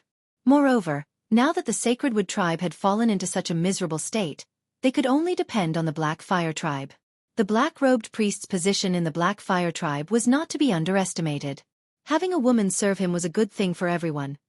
At first, Yezi wanted to continue to argue, but after being interrupted several times and hearing the words of the people around her, she suddenly lowered her head, and her eyes were a little red. It was still noisy around her. Everyone seemed to be comforting her. Later, a few respectable elderly people squeezed in and solemnly told Yezi that they hoped she would be more open-minded and not be sad. They hoped that she would serve the black-robed priest carefully and endure any grievances. If she was sad, she could come back and tell everyone. Then it would be fine. At least in this way, everyone would be able to live a better life. Later, Yezi cried and shed tears. Surrounded by her clansmen and surrounded by seemingly warm hugs, her tears inexplicably flowed like pearls with a broken string. She couldn't stop even if she wanted to. Yezi went back to change her clothes, and then returned to the stone house where Lu Chen was. But at this moment, she was accompanied by a group of men from the Sacred Wood tribe. The barbarians of the Black Fire tribe who noticed the commotion here were quickly attracted over. After all, there were suddenly so many foreigners in the tribe's camp. Although the higher-ups had said that they would merge into one after the annexation, it didn't mean that the Black Fire tribe would accept these people of different surnames from the Sacred Wood tribe. Moreover, there didn't seem to be such an example in the southern wilderness since ancient times. Among the crowd of onlookers from the Black Fire tribe, there were many strong adult men. They were the Black Fire barbarian warriors. Although they looked at Lu Chen's stone house with awe, when they looked at the Sacred Wood tribe captives, their gazes were not very friendly. There was even some hostility and vigilance. After all, they had been fighting to the death not long ago. But what happened next was beyond most people's expectations. After Lu Chen walked out of the stone house, he didn't avoid the onlookers and directly looked at the captives. He pointed at them and eliminated about half of the old and weak, leaving about 20 of the strongest men. After that, Lu Chen returned to the stone house with the huge black wolf and Yezi. The people who were eliminated went back first, leaving the remaining 20 people standing outside the house at a loss. After a while, footsteps sounded in the stone house again, but this time it was Yezi who walked out alone. Her expression looked a little complicated, but she was generally calm. Under the gaze of the crowd, she walked towards the 20 people and pointed at one of them, asking him to follow her into the stone house. At this time, not only were the remaining people bewildered, even the onlookers from the Black Fire tribe did not understand what the black-robed priest was going to do. They all whispered to each other. But just as they were whispering to each other, an inexplicable aura suddenly emanated from the dim stone house. Although it was not as exaggerated as the sky changing color, and although there were no abnormalities or obvious changes, everyone seemed to feel their hearts beating violently. Then, for a moment, the stone house seemed to be completely dark. It was shrouded in incomparably deep darkness, and in the deepest part of the dark shadow, there seemed to be a flame suddenly burning. No one could see the flame. It was just a feeling. Perhaps it was because the flame was black. Everyone quietened down and stared at the dark stone house. After waiting for a while, it seemed like a long time. Finally, the darkness seemed to slowly fade, and after a while, a figure slowly walked out. It was the divine wood warrior who was called in by Yezi. At this moment, the strong barbarian warrior looked a little defeated, and his expression was a little complicated. He looked a little nervous, a little worried, and a little excited. Moreover, he seemed to be relieved. All kinds of strange and contradictory feelings appeared on this barbarian at the same time. No one could figure out what he had experienced just now. And before the surrounding people could gather around to ask, another set of footsteps came from the house. Soon, the barbarian girl, Yezi, walked out again. After looking around expressionlessly, she pointed at another barbarian waiting outside and asked him to follow her in. When Yezi and the somewhat uneasy man entered the stone house again, the surrounding divine wood warriors immediately surrounded the first barbarian warrior and began to ask questions. The surrounding Black Fire tribe people also stretched their necks to get closer to them. They were also very curious. In the crowd, the barbarian warrior with a complicated expression was silent for a moment. Suddenly, he stretched out his hand and pulled open the front of his shirt, revealing his strong chest. Immediately, the surrounding people's gazes fell on his bulging muscles. Suddenly, everyone became silent. Where the crowd's line of sight could reach, there was now a totem symbol that was shaped like a blazing flame on the vital point of his chest. The totem symbol was completely black, deep and murderous, and it looked as if it would really burst into flames at any moment. That was the totem symbol of the Black Fire tribe. With the appearance of this symbol, there was a sudden uproar in the crowd further away. Several people, almost all of them warriors of the Black Fire tribe, cried out in surprise. In the middle of their foreheads, there was also the same rune. It was the same rune that Lu Chen used to cast the black fire witchcraft to demonize them.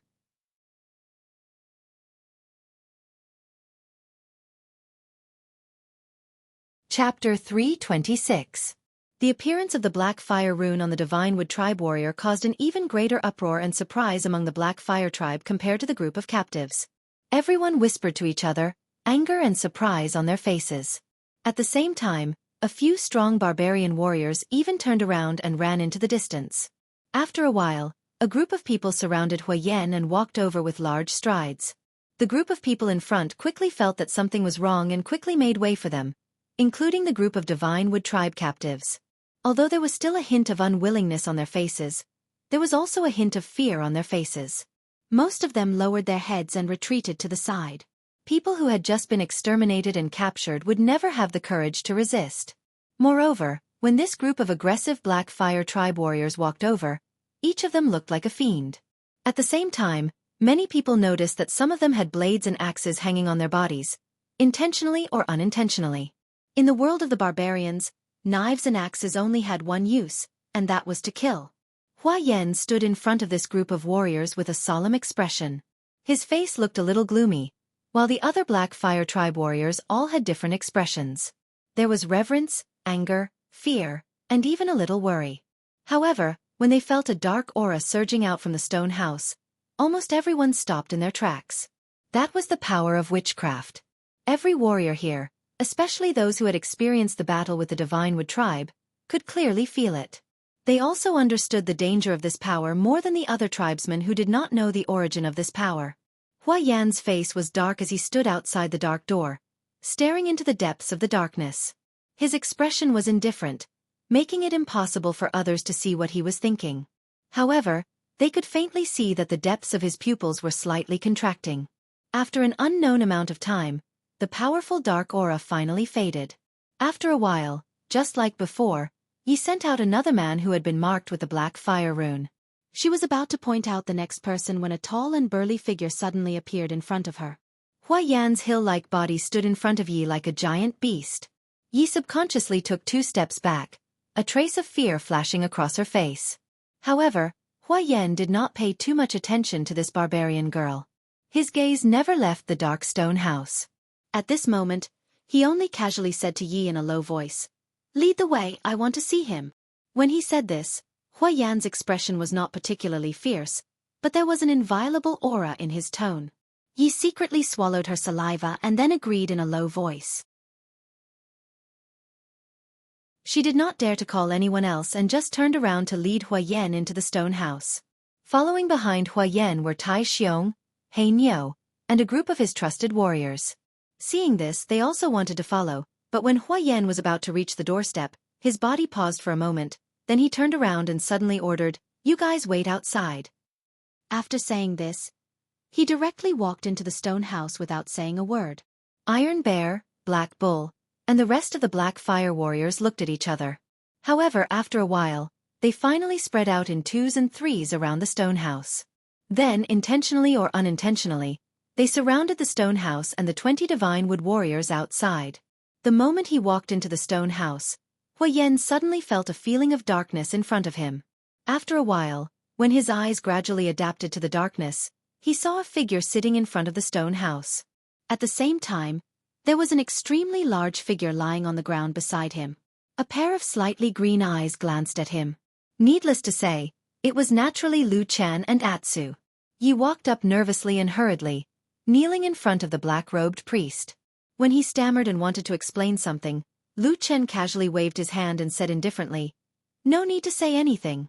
This is our tribe's warrior leader. He can come whenever he wants." Hua Yan's expression was grave and stern. He did not reply. Instead, he slowly walked over and stopped a few feet in front of Lu Chen. Hua Yan's sturdiness were extremely outstanding even among the barbarian race's warriors. Originally, his stature was much larger than Lu Chen's. At this moment, Lu Chen was sitting on the ground, while he was standing. The difference between the two of them seemed to be even greater. It was as if an angry giant beast was staring at a small beast in front of it. Yi knelt to the side and looked at this somewhat tense and stiff scene. For some reason, his heart suddenly jumped to his throat. He was so nervous that he did not dare to breathe. However, Lu Chen's expression seemed to be very calm. He only lightly raised his head and looked at Huayan. He then pointed at the seat in front of him and said, "Sit." Huayan did not comply and sat down. He coldly looked at Lu Chen and said in a low voice, "Why did you do this?" Lu Chen didn't answer him immediately. Instead, he silently sat where he was. After a while, he didn't look at the giant like Huayan standing not far away from him. Instead, he faintly said, "Ever since you were young, didn't your father, the chief of the tribe, teach you to respect and observe some etiquette towards the tribe's priests?" As he said this, the atmosphere in the dark stone house suddenly became a bit more tense. A chill that seemed to be able to freeze one's bones began to spread in this place. Ye's whole body began to tremble slightly. She subconsciously curled up her body desperately. At the same time, in the depths of her heart, an idea suddenly flashed like a flash of lightning. These two people, the two most powerful people in the Black Fire tribe, seemed to be at odds with each other. "You go out first." Just as Ye's mind was in a state of panic and confusion, a voice suddenly sounded in front of her. It was Huayan who suddenly said this. His voice was low and calm. When he spoke, he did not even look at Ye's direction. It was obvious that he did not care about this Divine Wood tribe girl at all. Yi looked at Lu Chen with trepidation. When she saw him lightly wave his hand, she jumped up as if she had been pardoned and quickly walked out of the stone house. The moment she stepped out of the door, when light shone on her from outside, Yi somehow had the illusion that she had returned to the human world from hell. She let out a long sigh of relief. But very quickly, she found that there were many barbarian warriors standing around her. Each of them had a cold expression on their faces as they looked in her direction. On their hands, the sharp edges of the blades and axes were flashing with cold light. Ye's heart that had just warmed up suddenly turned cold again. Then it sank again. In the stone house, when there were no outsiders present, the atmosphere actually began to ease a little. Even the giant wolf Atsu that had been snuggling up to Lu Chen did not show any hostility or vigilance towards Huayan. Huayan silently sat down in front of Lu Chen. After which, he raised his head to look at the latter. Very quickly, he discovered that Lu Chen was still wearing the white bone mask. His brows involuntarily furrowed as his expression turned a little ugly. "Why are you wearing that again?" Lu Chen took off the white bone mask from his face and placed it at the side. He said, "When I inscribe the black fire runes on the bodies of those Divine Wood tribe people, I need them to not be too resistant, otherwise it will be very troublesome. I found that wearing this thing was quite useful, probably because this mask was passed down from their ancestors. When they saw me wearing it, they would feel relaxed, and they wouldn't be too hostile towards me, which made it easier for them to cast their spells." Huayan snorted and said, "Why do you want to use this kind of spell on them? You should know that this is a power that belongs to our Black Fire tribe." By the end of his sentence, Huayan had already raised his voice, showing the anger in his heart. Lu Chen did not look too surprised, nor did he speak up to defend himself. He only looked at him indifferently and said, "I told you before, the Black Fire tribe's warriors are too few, not enough to support our ambition of reviving the Black Fire tribe as soon as possible. Therefore, I can only find another way. The 20 people outside are also strong barbarian warriors. After receiving the Black Fire runes, they will also become valiant warriors. In this way, the strength of the Black Fire tribe will increase by another level." Huayan said angrily, "Nonsense! You're being reckless. In the future, every time you destroy a tribe, are you going to steal their warriors to do this?" "Yes," Lu Chen said calmly. "Didn't I already tell you about this idea? This is the most effective way to increase the strength of the Black Fire tribe in a short period of time." Huayan took a deep breath and shook his head, saying, "But I also told you that this method is not appropriate. You should know that if there are too many of these foreign tribes with the power of demonization, even more than the warriors of our Black Fire tribe, when the time comes, what should we do?"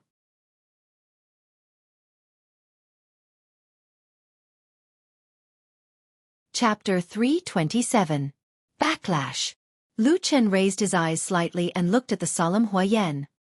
He asked in a slightly astonished tone. Huayan frowned and said, "What am I wrong?" Lu Chen pondered for a moment and said, You're thinking too much. Firstly, the demonization of warriors is a kind of witchcraft.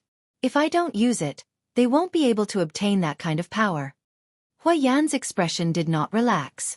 He stared at Lu Chen and said, but if you continue to do this, there will be more and more warriors of the foreign races. Is there no risk? Once they reach a certain time, their numbers are too many, or they suddenly turn on us after demonizing on the battlefield, what will we do at that time? Lu Chen said indifferently, this is the second thing I wanted to tell you earlier. That black flame rune just happens to be able to control these divine wood race members. Once someone has any disloyal thoughts, just by relying on this thing, I have a way to instantly kill them. Hua Yan was startled. His face revealed an astonished expression. He said, what? The black flame seal pattern has this kind of effect? Lu Chen looked at him with a smile that was not a smile. He said, what do you think? If it wasn't like that, why would I spend so much effort to slowly cast the curse one by one? Right, I forgot to tell you. The true name of the black flame seal pattern isn't the black flame seal pattern. It is a variant of witchcraft. Its original name is the black flame curse. He smiled. His smile looked calm and serene, but there seemed to be an indescribable throbbing in his eyes at that moment. That isn't a seal pattern. It's a kind of curse. The atmosphere in the stone house suddenly became a bit colder. No one spoke for a while. Then, after a while, Hua Yan suddenly stood up. Standing before Lu Chen, his tall stature looked extremely out of place. Furthermore, there was a faint biting cold murderous aura emanating from his body. Lu Chen seemed to have sensed something, and he slowly stood up and said, what's wrong? Hua Yan looked deeply at him, his gaze exceptionally sharp, like two daggers staring at Lu Chen. Then he slowly said, did you cast this curse on me and my black fire warriors? Lu Chen didn't seem to be frightened by the barbarian's murderous aura. He even smiled faintly and said calmly, I only know of one type of black flame curse. Of course it's the same type. Clang. A crisp sound rang out. It was Hua Yan's sudden growl. He reached out his hand and pulled out the dagger that was hanging on his waist. The bright light of the dagger was pointed at Lu Chen. On the other side, the giant wolf Atsu, who was originally a little lazy, suddenly jumped up. With a roar, it bared its sharp fangs at Hua Yan and pretended to pounce on him. In the dark stone house, the atmosphere suddenly became tense. The two sides seemed to be confronting each other, and the situation seemed to be on the verge of exploding. Hua Yan didn't pay attention to the growling Atsu beside Lu Chen. Instead, he stared at Lu Chen and gripped the dagger in his hand tightly. He said word by word, why? Lu Chen shook his head and said, no reason. I've already told you, the black flame curse is just like this. I can use the fire god staff to cast a variant spell to demonize you and increase your strength for a short period of time. But in the end, this kind of curse is still a curse. It naturally has the power to kill. He looked up at Hua Yan and said, it seems like you don't like it? Hua Yan's breathing was slightly hurried, his fangs crossed. He growled and said, who would like to have this kind of thing on their body? If that's the case, the lives of me and the other warriors will be in your hands. I can help you get rid of it now. Lu Chen suddenly interrupted him and said calmly. Hua Yan was stunned for a moment, as if he couldn't react in time. He looked at Lu Chen in shock. Lu Chen said, you and the other black fire warriors, if you need it, I can help you get rid of this black flame curse. But correspondingly, you will lose the power of demonization on the battlefield. Hua Yan's expression changed intensely, but he still didn't say anything. Lu Chen looked at this barbarian man. A strange light flashed in the depths of his eyes. He said, I think you're just afraid that I can control everyone's life and death. My power is too great, and I can even control the tribe? In fact, I still stand by my words. Your barbarian tribe is not worthy of my attention. I don't care about the things that you value so much. If you're afraid, give me the way to return to the north. I will get rid of all your curses now, then give up everything here and leave by myself. From then on, I will have nothing to do with your black fire tribe. Hua Yan looked at Lu Chen. Lu Chen didn't look away either, calmly looking at him. After a while, Hua Yan's expression changed. Suddenly, he turned his head away. The anger on his face quickly dissipated, and he slowly put away the blade in his hand. After a while he said in a low voice, "Let me think about it first." Lu Chen smiled mockingly. Then his expression returned to normal and he nodded. Hua Yan turned and walked out. Just as he was about to reach the door, he suddenly squatted down and turned back to Lu Chen. "Don't tell anyone about this secret." Lu Chen nodded and said, "I know." Hua Yan looked at him deeply, then turned and walked out. The day's tense atmosphere gradually calmed down as Hua Yan silently walked out of the black-robed priest's stone house and took away all the Black Fire tribe warriors. As for Lu Chen, he didn't seem to be affected by this matter. After Hua Yan left, he continued to summon people into the stone house and cast the mysterious Black Fire seal on them. No one knew what happened between Hua Yan and the black-robed priest in the dark stone house, or what they talked about. Iron Bear, Black Bull, and the other Black Fire tribe warriors were very curious about this. They secretly asked Hua Yan a few times, but Hua Yan kept a straight face and didn't say anything. With the help of the Black Fire tribe's powerful divine weapon, the Fire God Staff, the black-robed priest, Lu Chen, spent a day's work and finally cast the Black Fire seal on all 20 people. After this, the abnormally tired Lu Chen drove them away. He only said that he would send you to summon them again in 2 days, and that they would know what he was going to do next. This answer obviously didn't satisfy the 20 Divine Wood warriors, but facing the black-robed priest, no matter how fierce they were, they didn't dare to be impudent. In the end, they could only leave dispiritedly. However, many people secretly warned Yi to act according to the situation and try to find out what this terrifying black-robed priest was thinking. Yes, for this goal they must do everything they can. Although they didn't say it explicitly, the meaning was very clear. Leaf also understood, but she did not seem to have any more emotional fluctuations. At most, she just nodded silently. Finally, after sending everyone off, she slowly walked back to the dark stone house. Ever since Lu Chen brought Atsu to live here, the stone house had never been lit with any torches or candles. It seemed that this mysterious black-robed priest was very disgusted with things like flames. When this thought flashed through Ye's mind, she couldn't help but be a little surprised. She thought to herself, "Your tribe is called Black Fire, and you worship a fire god. Why would the tribe priest hate flames and light?" But for some reason, when she left the familiar crowd outside and returned to this dark place, when the darkness and shadows quietly blocked the light behind her and the eyes of those people, Yi suddenly felt a sense of relief. She actually seemed to be relieved from the bottom of her heart. She was shocked by this feeling, and then she quickly felt a sense of guilt. She secretly clenched her teeth and scolded herself. "What's wrong with you?" A voice suddenly came from the front. It was the black-robed priest's deep voice in the dark corner. He still sounded a little tired, but he seemed to have noticed something. His eyes penetrated the darkness and fell on Yi. There seemed to be some light in his eyes. Yi was startled and quickly bowed her head. "I'm fine." "That's good," Lu Chen said lightly and then closed his eyes. It seemed that he didn't want to pursue the matter, or perhaps he had no interest in the feelings of these barbarians. Yi, who was a little nervous, was startled for a moment. After a while, she finally understood that her new master seemed to be too lazy to talk to her. She was a little embarrassed and a little cramped. After turning her head to look around, she wanted to say something but stopped on second thought. It seemed that she wanted to stand up and lean against the corner. Lu Chen suddenly said, "You sleep here." Yi glanced at him and found that the place Lu Chen pointed to was the farthest wall from her. She was relieved, but soon she remembered the important task entrusted to her by the villagers before she came here. Those eager eyes, so many people's hope of life and death, all seemed to depend on her alone. Even if it might make her sink into the terrible hell to spy on the most terrible person in the world. Yi felt a little cold, but she still gritted her teeth and quietly cried for herself in the deepest part of her heart. Then she squeezed out a smile and slowly approached the black-robed priest. "Your Excellency, do you need me to serve you?" Lu Chen, who had closed his eyes to rest, frowned slightly and opened his eyes again. He found that Yi, who was approaching him, was trembling slightly, but it seemed that she had summoned up her courage and slowly reached out to untie her clothes. Lu Chen was silent. After a moment he said, "Don't smile. I think your smile is ugly." You're tuning in to the Xiaofan's Wuxia Tales YouTube channel. Don't forget to subscribe and join us on this journey to catch the most captivating stories.